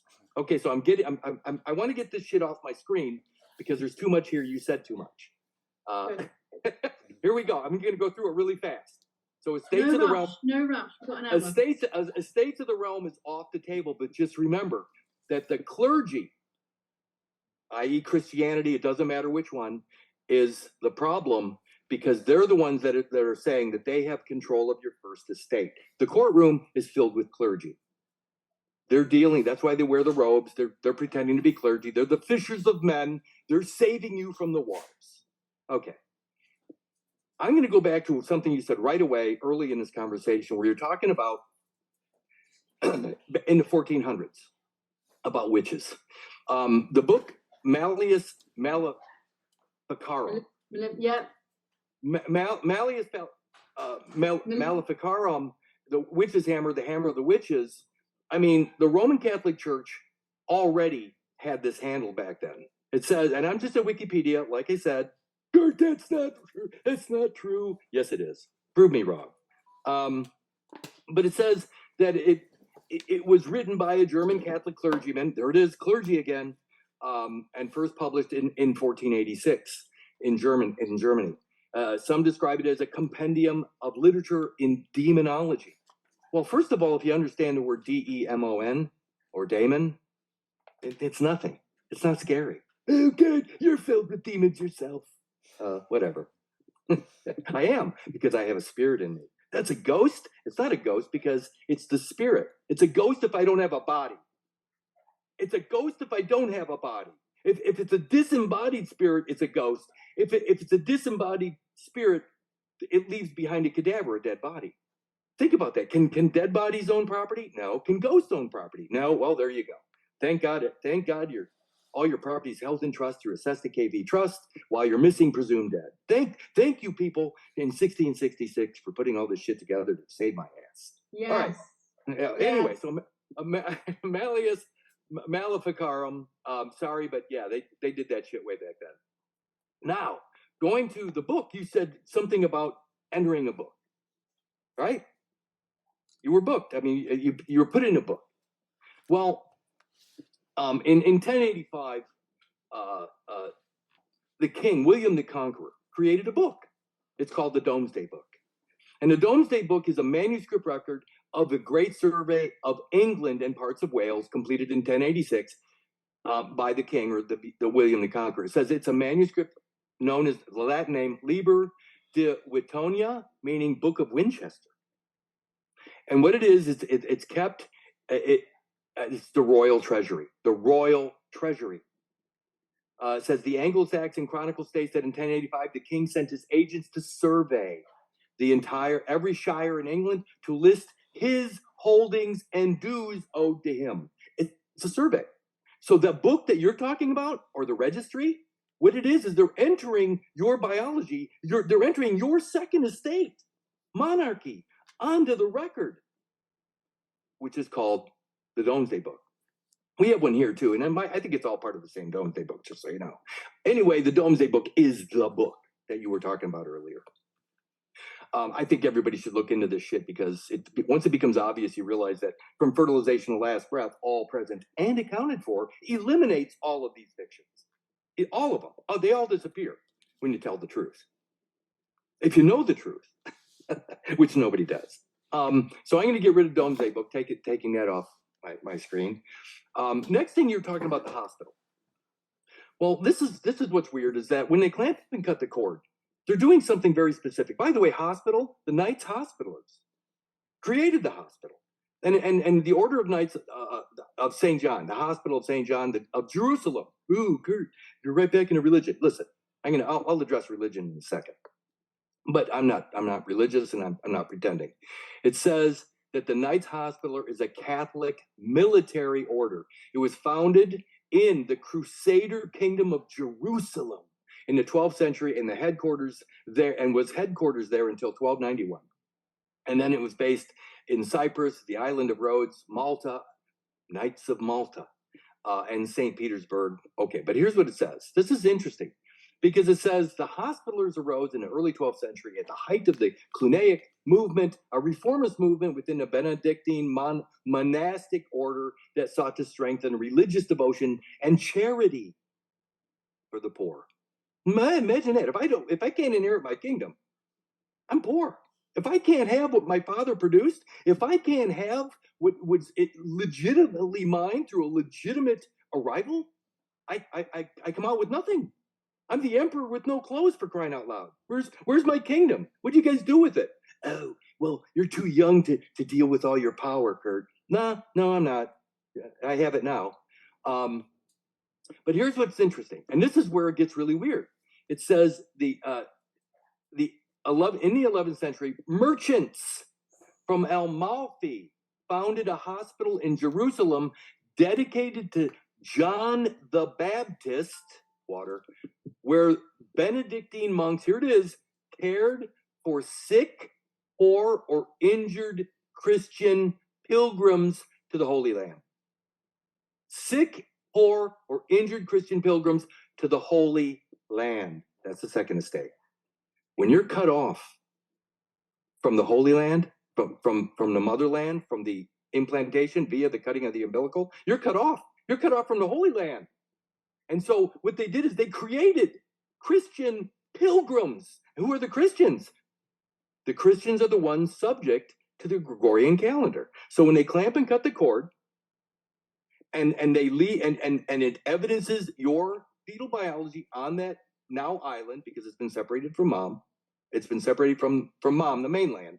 It becomes an island. The fetal maternal placenta is your boat on an island.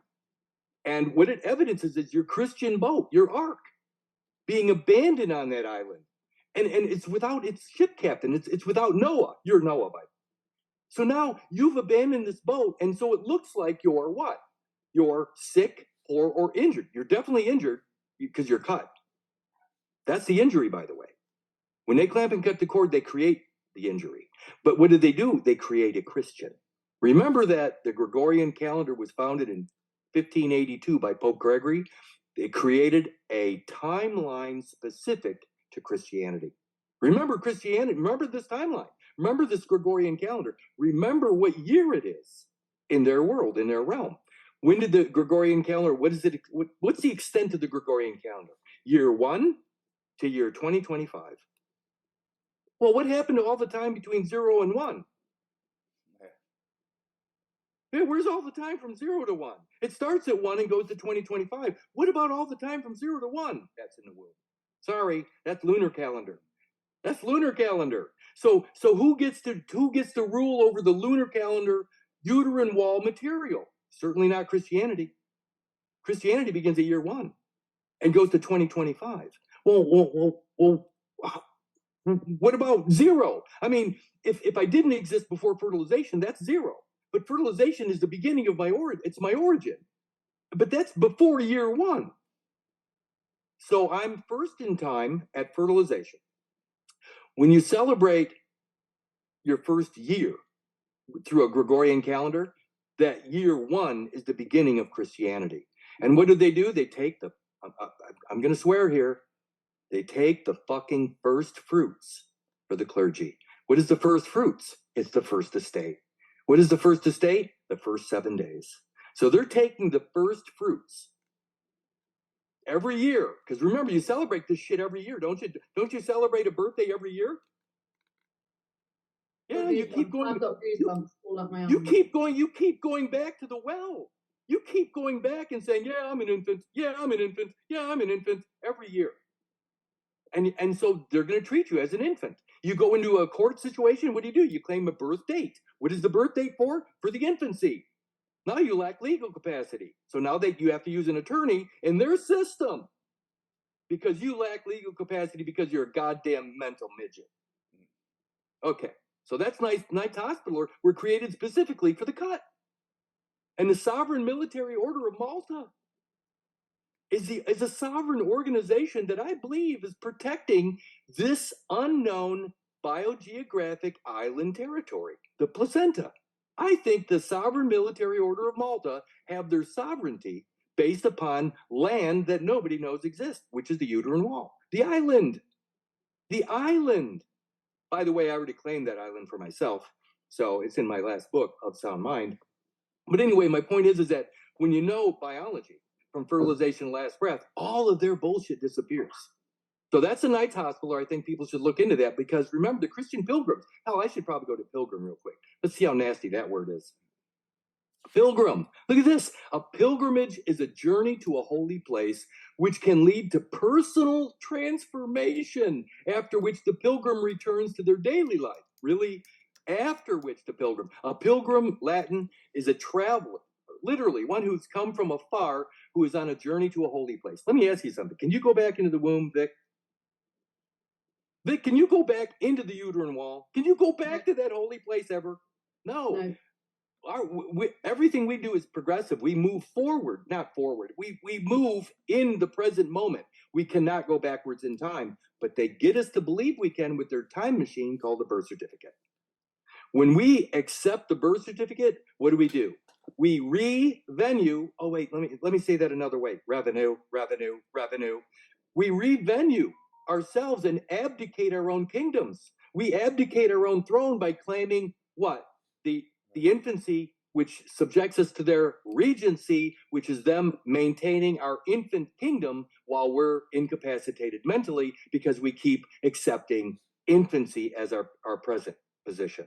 Thank you. Happy birthday, Vic. You too. How about happy birthday, Kurt? Thank you. I appreciate all. No, sorry, that birthday's not for me. It's not for me. The birth itself, when you implant into the uterine wall, that's the birth. When I come out of mom, that's my arrival. I don't have a birth. Think about when you're in a vessel. By the way, you were talking about your mom as the vessel. Think about on a boat, you have when you have sleeping quarters. What do they call the sleeping quarters on a boat? A berth. Hey, stay asleep. Stay in your berth. For every year, keep going back there. Never ever exceeding, never surpassing. Here I go. One last thing here. Wow, this is a lot. When I say one last thing. When I think about this, if I claim a Christian calendar birth every year, I'm 65 years old if you include the 9 months in the womb, 65 plus, 30-some thousand sunrises.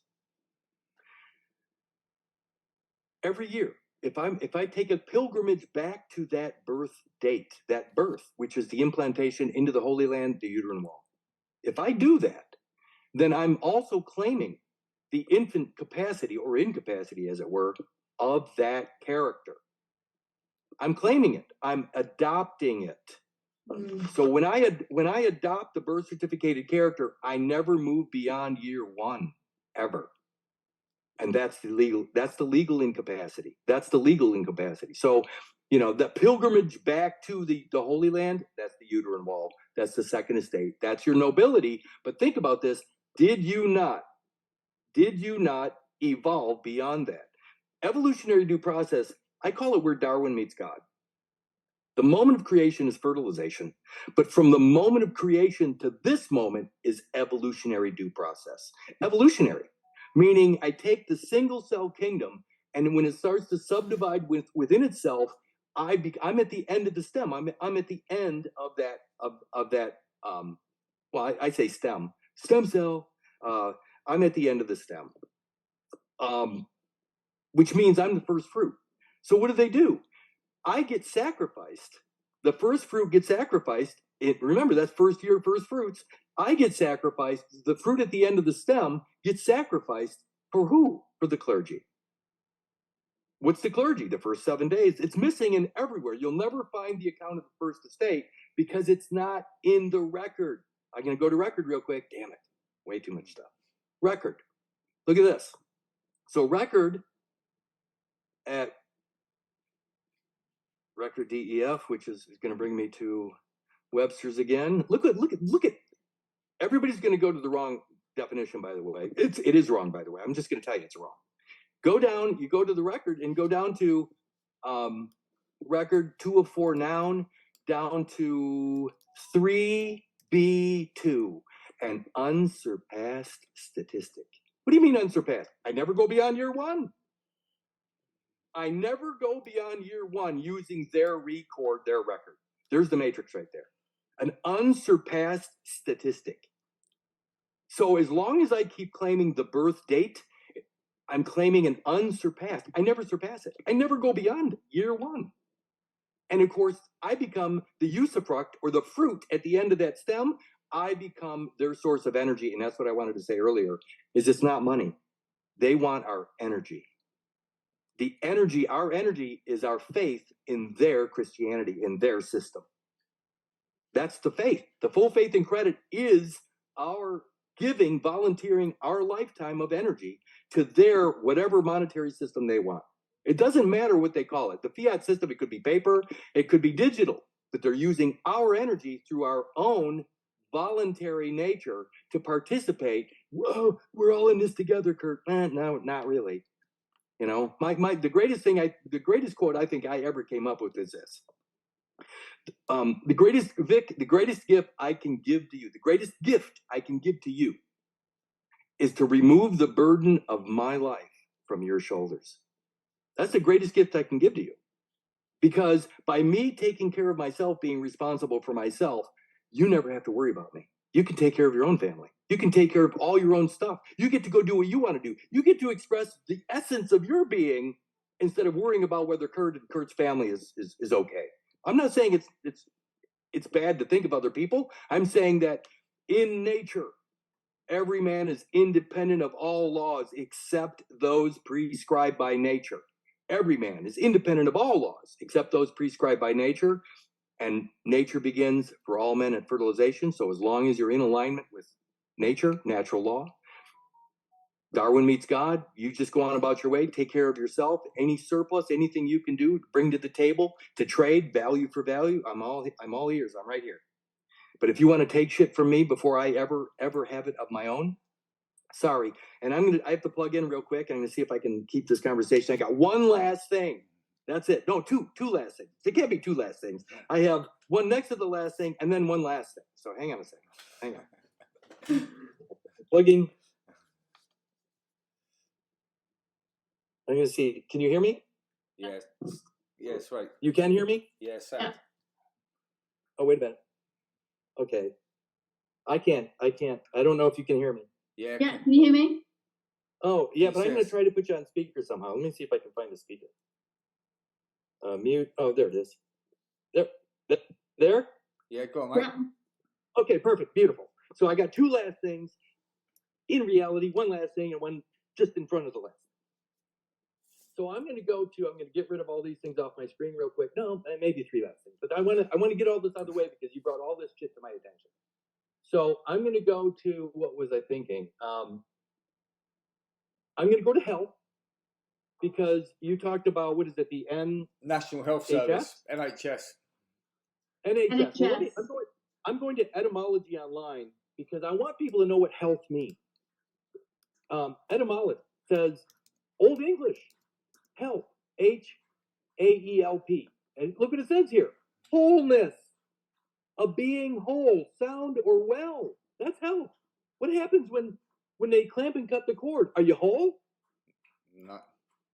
They create a diseased position, creating a character that is stuck as a patient forever. And if you're a patient forever, they can administrate anything they want. They can force you to wear a mask.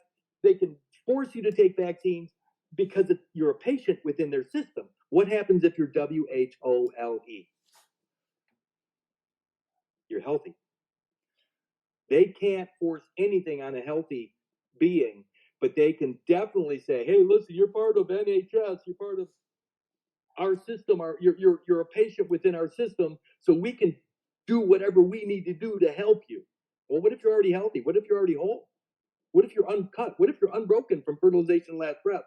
I'm sorry, but I'm not a patient. I can kind of say it like I'm not a patient man, Toby. Yeah. And one last thing about that, and I'm going to prove it right here. I'm going to zygote at Wikipedia. I'm going down to where it says humans, and again, you can look everything up I say. And here's what it says. Between the stages of fertilization and implantation, the developing embryo is sometimes termed as a pre-implantation conceptus. So they're saying it right here at zygote. Between the stages of fertilization and implantation, remember, this is the 7 days. This is the 7 days. This is where the clergy, the first estate clergy saying they have all the power. It says between the stages of fertilization and implantation, remember, implantation is the second estate. The developing embryo is sometimes termed as a pre-implantation conceptus. Here it is. This stage has also been referred to as a pre-implantation, as the pre-embryo in legal discourses, including relevance to the use of embryonic, here it is, stem cells. The stem is the umbilical cord. And the cell, the surrounding material, the surrounding extra-embryonic material is the cell you are in, also known as a CASE. Will somebody there please pronounce the word CASE? Case. That's the legal case. The cell, the extra-embryonic material, is the case. What happens when you're whole? There is no case. Their entire system is based upon this stem, umbilical cell, extra-embryonic material, which is the afterbirth. That's the case. What happens when you're all present and accounted for from fertilization to last breath? There is no case. Finally, the last line in this, it says, in the U.S., they're telling you right now, in the U.S., the National Institutes of Health, which is the same as your NHS, the National Institutes of Health has determined that the traditional classification, here we go, of pre-implantation embryo is still correct. So they're saying the first 7 days are correct. If the first 7 days are correct, do you need correction? No. So the Department of Correction, which is their entire prison system, is not necessary if you're whole.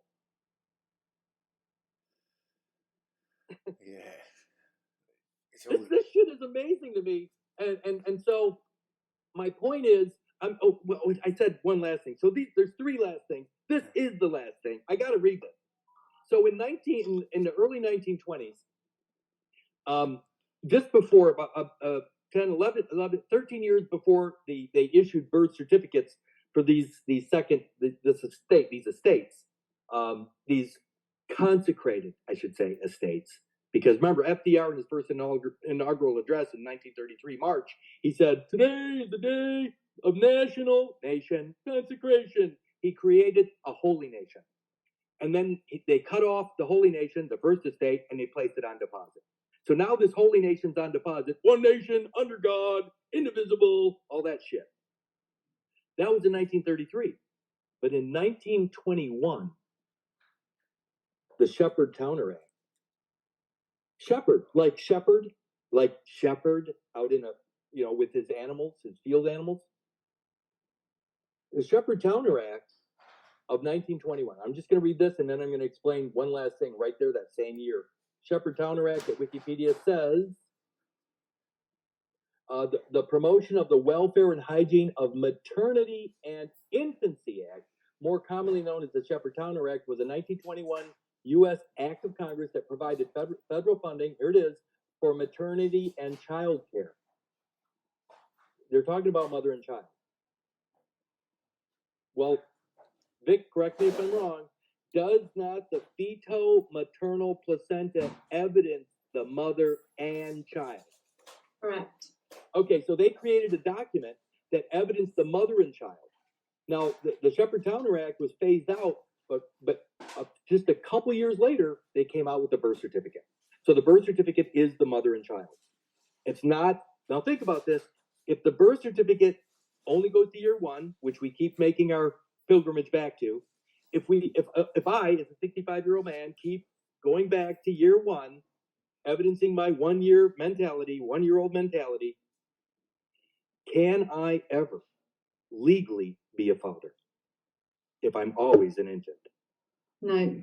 Are there any men in the world of the Gregorian calendar realm? If they're all infants, are there any men? No. The entire Gregorian calendar realm is mother and child. There are no men. They're all infants. Little boys and little girls, they're all orphans, but there's no father because the father cannot exist as an infant. So they've removed all the fathers by using the fucking Gregorian calendar. By the way, the word fuck, F-U-C-K, which is kind of funny for me, fuck is it's an old farmer's term that means to occupy or implant. So when my first estate zygote's floating on the waters of mother in the womb, but then it comes to rest in the uterine wall, I become a motherfucker. That is brilliant. And that's a real thing. I'm laughing because it is actually true. That's the motherfucker. The motherfucker is the fetal maternal placental character. The birth certificated person is a motherfucker. Now, this is the last thing I want to do. By the way, this is fun now. Meeting you guys makes this shit fun because for 16 years I did this shit on my own. This came out. Remember, I just read you a portion of the Shepherd-Towner Act. Shepherd-Towner. Look at that. They're even dividing the rural from the city. The shepherd out there with his flock, his sheep, and then the towner, the one in town. Of course, township becomes what? It turns into something else altogether. But look at this.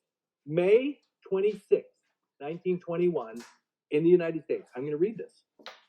That's a very significant day for me. May 25th, 1921, Chapter 12, 67th Congress.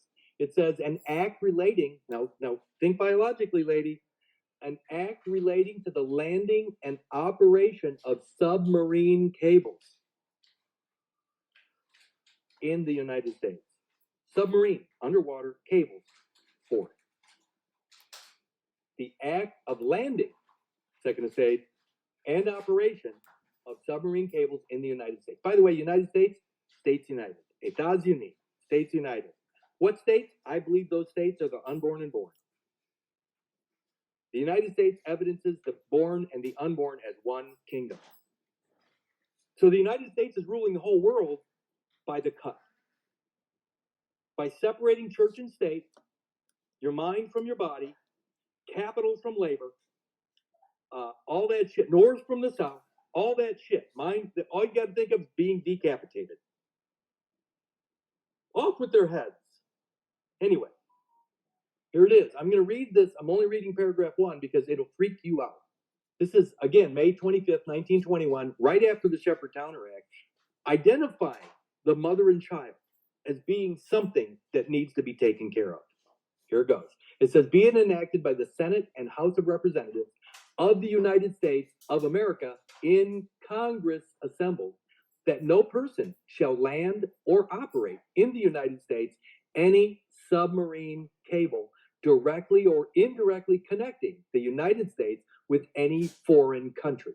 By the way, in Unum Sanctum 1302, does not Rome or the pontiff lay claim to the human creature? Yes. Yeah. Last paragraph, last line. The human creature, the afterbirth, is subject to Rome. And what they're saying right here is that you cannot be connected to Rome. That's what they're saying.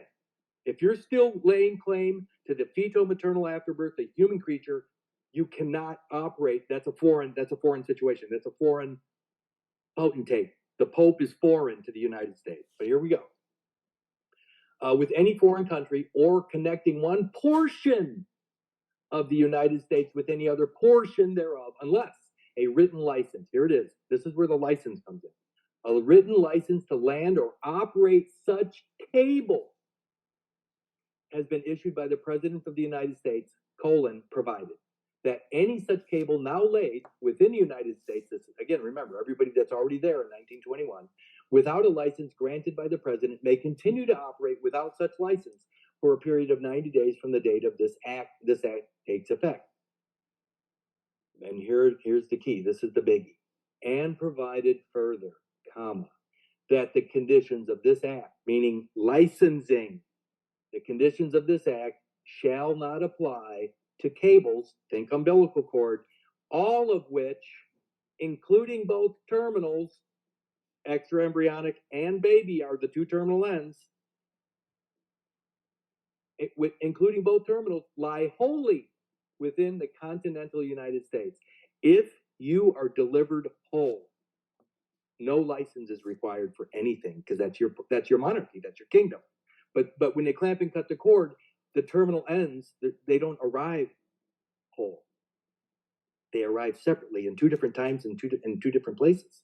So they created a system to where your kingdom, your monarchy cannot remain intact. And they separated you at the port of entry to the world beyond the world. They clamped and cut you off from your maritime monarchy, your waterborne monarchy. And it says right here, I'm going to read that last line again. And provided further that the conditions, licensing, the conditions of this act shall not apply to cables, all of which, including both terminals, lie wholly within the continental United States. So if you're a whole man in the United States, you're the king. No license is required for the whole man. What they've done is they've destroyed the kingdom, and then that you need to go bend a knee to the church and get and receive your daily bread from the clergy. The reality is it's already yours. It was always yours. Stop putting a middleman between you and creation. Stop giving up your authority, your author. You're the author of your life from fertilization to last breath. You're the author. My story is not history. It's not his story. My story is fully present. History is not present. A living being, breathing, filled with the Spirit of God is in the present. There is no life in the past. There is no life in the future. There's only life in the present. And my presence began at fertilization, and it will end with my last breath. Be it inspiration, inspired, moving forward, or progressing in the present, or expiration, last breath, dying. Either way, my last breath is the last place I am in the present moment. And if it's extending through another breath, great. If it doesn't, I move into the past. I have passed away. Yeah. So this shit, everything you're doing in the everything you're discovering as a mom, experiencing everything, that's nature. And natural law, by the way, and the back cover of my book is Cruden versus Neal. 1796, they said it. It's on my back cover as a quote. The last line of that quote says, "Every man is independent of all laws, except those prescribed by nature. And man's nature begins at fertilization." So if you're in alignment with fertilization to last breath, man's bullshit, fictitious realm does not apply. It's called extraterritorial. In the womb is extraterritorial. It is beyond the territory of all jurisdictions. All jurisdictions. So align with nature or adopt their bullshit. There's your two options. Truth is all or nothing. It's either all true or not true at all. By the way, have you ever been almost pregnant? That's all I got for it. Which is what you said before, Kurt, isn't it? When mum goes into hospital, where's mum and baby goes in, but there's where it goes in as one, but when you come out, it comes as two, but there's no record of baby leaving. It's not like you're leaving. It's like if you went to if you're pregnant and you went to France, so mum went to France and had a baby in France, she wouldn't be able to get back into England because there's no record of baby. Mum's gone. It's like contraband. You're carrying like contraband. Yeah. Contraband cargo. Not unless you're coming on a dinghy, obviously. So, that's Pat, another story. can I ask a really, really important question? How do we put this into an administrative manner in anything that Toby and I are doing in terms of aligning to our nature? Well, number one, you can only stand in the light. I mean, it's all or nothing. I mean, Toby's doing an absolutely phenomenal job standing his ground. Yeah. And believe me, if everybody's paycheck is based upon the lie, then they're going to defend the lie. But if enough people don't, think of it this way. In the Bible, it talks about passing through the eye of the needle. The eye of the needle is the castle wall. And they're saying you can't take anything with you to get into the castle, into that kingdom. The problem is everything on the other side of the wall is already your property.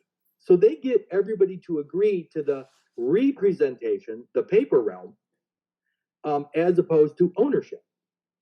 Everybody thinks it's better to not have liability and to have limited liability where we're all in it together. Well, guess what? If you're all in it together, then you don't even own your own biology, your own DNA. So to answer your question is, if everybody's paycheck is predicated upon them going down on one knee, with those in charge and begging, being the beggars for their wages of sin, so to speak, it's going to be really hard because everybody's afraid of losing what they have, but you can't lose what's already yours. You have to actually believe in the trust. You actually have to have faith in the trust. You have to have faith in the system in order to own nothing. But the moment you have knowledge of the truth from fertilization to last breath, you are the owner. Now, again, if you have not abandoned your property as the original owner of the kingdom, all courts are in your favor. Again, it's all or nothing, but nobody's ever presented the truth because the moment you walk in and lay claim to a birthday, you have separated yourself from the truth. You've entered the Gregorian calendar, Roman Catholic, 1582 fictional realm. And now you're subjecting yourself to the fiction. But when you're standing in the light of truth from fertilization to last breath, you own it. And by the way, ownership, there's no taxes to personal and private property. And one last thing I just reminded myself of. In the movie The Godfather, before the hitman goes out and whacks somebody or kills somebody, executes somebody, I mean, usually he'll kind of chuckle and say, listen, this is nothing personal, it's all business. Well, guess what? Your 46 chromosomes are personal. So from fertilization to this moment, it's all personal and no business. So when they clamp and cut the cord and they separate a piece of your biology and place it on deposit, they're saying that separate biology is something that can be dealt with as business or estate property, when in fact you're still using it, so it's always personal and it can never enter that realm. It can't. If you're still using it from fertilization to last breath, there is no property for them to hold in trust. There is no res. There's no res of the trust. Okay. Which is, got it? Yeah, that makes absolute sense. Because nobody really wants to tell the truth. They want their paycheck, but they don't understand that they already own it. They already own their. They don't need to trade their energy or pretend that they're getting their energy back from some other place when everything they do is in the present moment. It doesn't need to be revenue.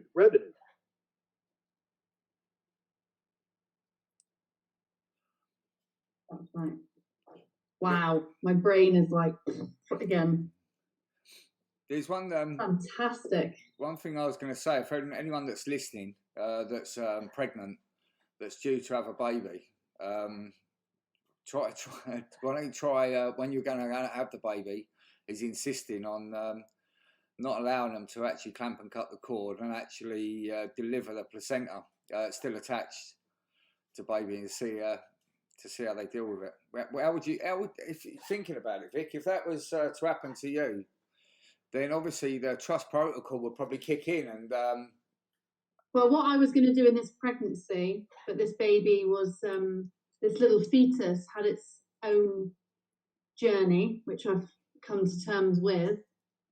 I was going to completely look after myself, and I wasn't going to have anybody there present, and I was going to deliver the placenta attached to the baby and leave it to fall off naturally, which is what they would have done. Yeah.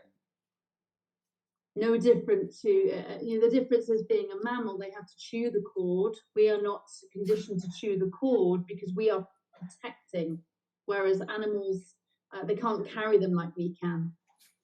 But it's different. If someone, but what I'm saying is, when you're as a midwife, what would be the trust protocol? Imagine someone come in that you was assisting to a new arrival, and that they insisted that they didn't want to cut the cord, and they I would encourage that. If that's what no. Obviously now, I think a lot of people would.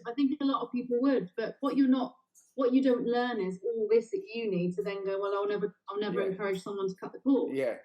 Yeah, I suppose it doesn't really matter because, like you say, because when you because you have to record the arrival of baby, and obviously then you clamp to cut the cord, and then you have to register and record the arrival of the placenta, the date and time. So I suppose it wouldn't change anything within the midwife because you've still got the baby arriving, and then you've still got the placenta. So you still got, so even if you got the 2 time date. When you have a home birth and you call a midwife from the NHS to come, she's still going to document on her computer the time you've had your baby. She's still going to generate all those records. Yeah, so even if you let me jump in on this just for a second, because this is a really important idea that needs to be heard. Just so you know, guys, I've got 10 minutes. Okay, so baby comes out of mom. Everybody sees it. All the witnesses are there. There's the baby. There's a cord attached to what is now known as the belly button, but that cord then straddles the world of the born and the unborn. It straddles. It goes back into mom, into the unborn realm of the waters. But they're not. Is baby born yet? Vic, is baby born yet? No, because it's delivery. No, because you haven't delivered the fecal maternal placenta, which you said about delivery. That's what I'm getting at. So baby's in the present and visually present. But the other stuff is not visually present. And so they clamp and cut the cord, though, before that stuff is delivered into the present, do they not? Yeah. Most often. Yeah. So now you have these two different positions in time and space. You got baby that was present, and we'll say arrives at one point, but then the rest of the kingdom arrives separately at a different point or a remote point in time and space. And yet it's all one biological kingdom. They've found what happens if all of that material is delivered as one unit into the present. They still clamp and cut the cord and they separate, but it would all be delivered at one moment in time and space if it was all presented as one kingdom. It's not. They separate it off so they can write two separate moments, remote in time and space. And I'm going to go to the word remote real quick. I am watching the time. Remote. Look at how weird this is. Or I think it's remote. Yeah, remote. By definition at Webster's, it says far removed in space, time, or relation. Divergent. Out of the way. Secluded. So when they clamp and cut the cord, the second material, the second coming. Did I say that out loud? The second coming. Oops. The second coming after birth is removed in space, time, or relation. And people don't understand that when you have that birth certificated character now, based upon that deposition or deposit, when they poke, I'm gonna like a voodoo doll. When they poke the birth certificated character, who jumps? Yeah. The baby, the man. So Toby, when they're poking that character in their courts, yeah, who jumps? Yeah. Right. Sure. So they have a voodoo doll. Yeah. On the record. Remember, it's a voodoo doll that is an unsurpassed statistic. It's Pinocchio. It's a wooden boy. It's made out of paper. And Pinocchio, remember, all of Pinocchio's problems ended when he quit lying. When he quit lying, he became a real boy. So that's the whole point here, is that we need to stop lying about this birth date, because we don't have one. Our kingdom goes, it extends diplomatically all the way back to fertilization. And by the way, if the record is the Gregorian calendar historical record, this is going to sound funny, but fertilization is prehistoric. Just quickly, just thinking. So, like, Vic, you probably know this. So, if you had multiple births, if you had twins or triplets, then that would be the same, wouldn't it? Because the baby would come out, you cut it, so you'd register the arrival of baby. That would be the time and date of the arrival of baby, and then the second child, and then the third. And then what then you the do third is child. you deliver two placentas separately. Right. What about if they share this placenta? It'll be at one go then, won't it? So if there's two child with one placenta, they're both the child. So then when you've got twins saying, oh, she's older than me, or she isn't, but what's on the actual NHS records would be the actual time of arrival of the placenta. This is what's interesting. In a multiple pregnancy with twins, and you've got the same placenta, you're delivering two baby records, registers. Yeah. They've both got their own placenta time separately, as if there was two, but it's only one. Yeah, that doesn't make any sense, does it? No, it doesn't. It does financially. It does financially for them. It does financially, but it doesn't. So I've got a very big question that might not be for today. Why are they doing this? Who made this up? Why? I believe it. I think it. Well, they never abolished the Slavery Act. Put it that way, I think. Well, what made them sit down and think about this very highly intellectual mastermind? It's a mastermind, let's be honest. Why and who and how and when? Well, I don't really know when that New Testament was written, but there is some evidence that it was in the 13, 14, 1500s. So it's not connected to the original Old Testament, which is the Talmud or whatever. Which makes sense with the witch trials, because they're around about that time. And it makes sense that the afterbirth second coming material is what allows people to sacrifice their own I amness, their Jesus, their amnion. By the way, amnion is known as the lamb. And of course, it would be the membrane that surrounds God, the present God, or the Spirit of God, the breath, which is the baby, the breathing baby. So the Lamb of God is the amnion. All you have to do is go to SAC. I'll do the amniotic SAC. One last definition for fun. I'm going to SAC at Webster's, SACDEF. Pull up Webster's. Yeah, we can do this anytime you want, by the way, Vic. I'd love to come back and do this again. Yeah, because if you've got time. Yeah, there's so much in here. But SAC, look what it says. Of course, the amniotic sac is the membrane that surrounds baby and holds baby's waters, not mom's, baby's waters. It says a pouch within an animal or plant, often containing fluid. That's SAC. But look at, it's also the abbreviation for sacrifice. Ooh, and then it's also it SAC capital says special agent in charge, an agency. So the SAC, or it also says strategic air command, which is even funnier. But SAC, special agent in charge, is Isaiah 9:6. It's the Catholic personality that is handling this material in their court system. You have to be clothed, vested in capacity, and that clothing is the afterbirth.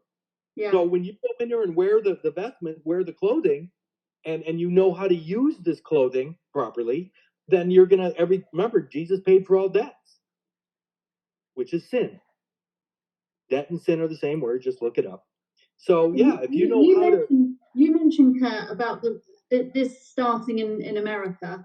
This was in the US, and that Rome doesn't run the US. Is this a US implementation? I know the 1666 Act that came in, and the birth certificate in this country in the 1930, 40, can't remember what year. Is it all planned across these three areas, the US, the UK, and Rome? It's very simple, actually. Remember that Rome, through Spain, extended Catholicism to the Americas. Remember, America is not the United States of America.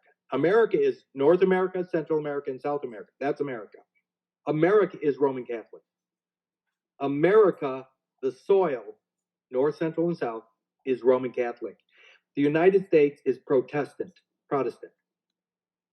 So there's the Protestants and the Catholics. The U.S. is Protestant. America is Catholic. And the placenta has my biology, the Protestant, and it has mom, the Catholic. So the biology of the placenta is known as a tertium quid. That's TERTIUM space QUID. A tertium quid at Wikipedia says it refers to an unidentified third element that is in combination with two known ones. So the placenta is known to have my biology and mom's biology. But when it comes out as an organ, it becomes a third person or third thing. That's your third person right there. And by definition, born alive at Black's Law 5th edition, it says a product of conception. So a born alive child is a product of conception. Remember, you, me, Toby are all products of fertilization. What's the only product of conception? The placenta, or more specifically, the uterine wall, which is lunar-based or the moon-based part of mom. And of course, the part of mom, that part of the placenta isn't 23 chromosomes, it's 46. So it has all of mom's biology and all of baby's as two separate entities, yet it's looked at as one unit, Jesus and Mary, Mary being the handmaiden. Now, last one thing about the tertium quid, which is absolutely huge, is that it says in Christology, it was used, the word tertium quid was used to refer to the followers of Apollinaris, who spoke of Christ as something neither human nor divine, but a mixture of the two in a mysterious and inseparable way, and therefore a third thing. That's the placenta. They're using that as the bond. The placenta, the title to the placenta is the bond, and we're in the bond age, the bondage. And the placenta is the bond. It shows me bonded to mom, me tied to Mother Earth. Think about that. Think about the elephant that has the rope around its ankle, staked to the ground, tied to the earth. The elephant can't move because it believes it can't move. So every time we record, we use the record, we're tying ourselves back to Mother Earth, and that record, that stake in the ground is in a jurisdiction. So wherever that title is located, that's the jurisdiction subjecting whoever's tied to it. But we're not tied to it. We evolve beyond it. So I've got to go in about 3 seconds. So because Toby and I are working really hard on these this corporation stuff, which Toby's got his court stuff. I've been in court a lot. Is there a way administratively we can utilize this information to put an end to this? No. Oh, I knew you were going to say that. Well, here's why. In reality, the writer of the document is what the court is looking for. If you're using administrative law, you're already in the wrong jurisdiction. You can't be in there because they write the rules for that place. And fiction change from moment to moment. They change from moment to moment. Reality does not. You can't make shit up in reality. But I'm not saying that it's hopeless. I'm saying that the light of truth eliminates administration. Again, administration means what? A physician is doing what? Helping you with remedy or a prosthetic. But if you're not sick, you don't need remedy. If you're not broken, you don't need a prosthetic. When you're whole from fertilization to last breath, administrative process is unnecessary. There is no administration for the living man. Right, I'm going to have to stop there because I've got to run and get him. I've got 4 minutes. Beautiful. Love you. Oh my God. Can we put another Zoom together, Toby? Can we do I'm free next week, all week. Just think of courtrooms and necromancy. It is. All rise. Recording stopped. Brilliant. Anytime.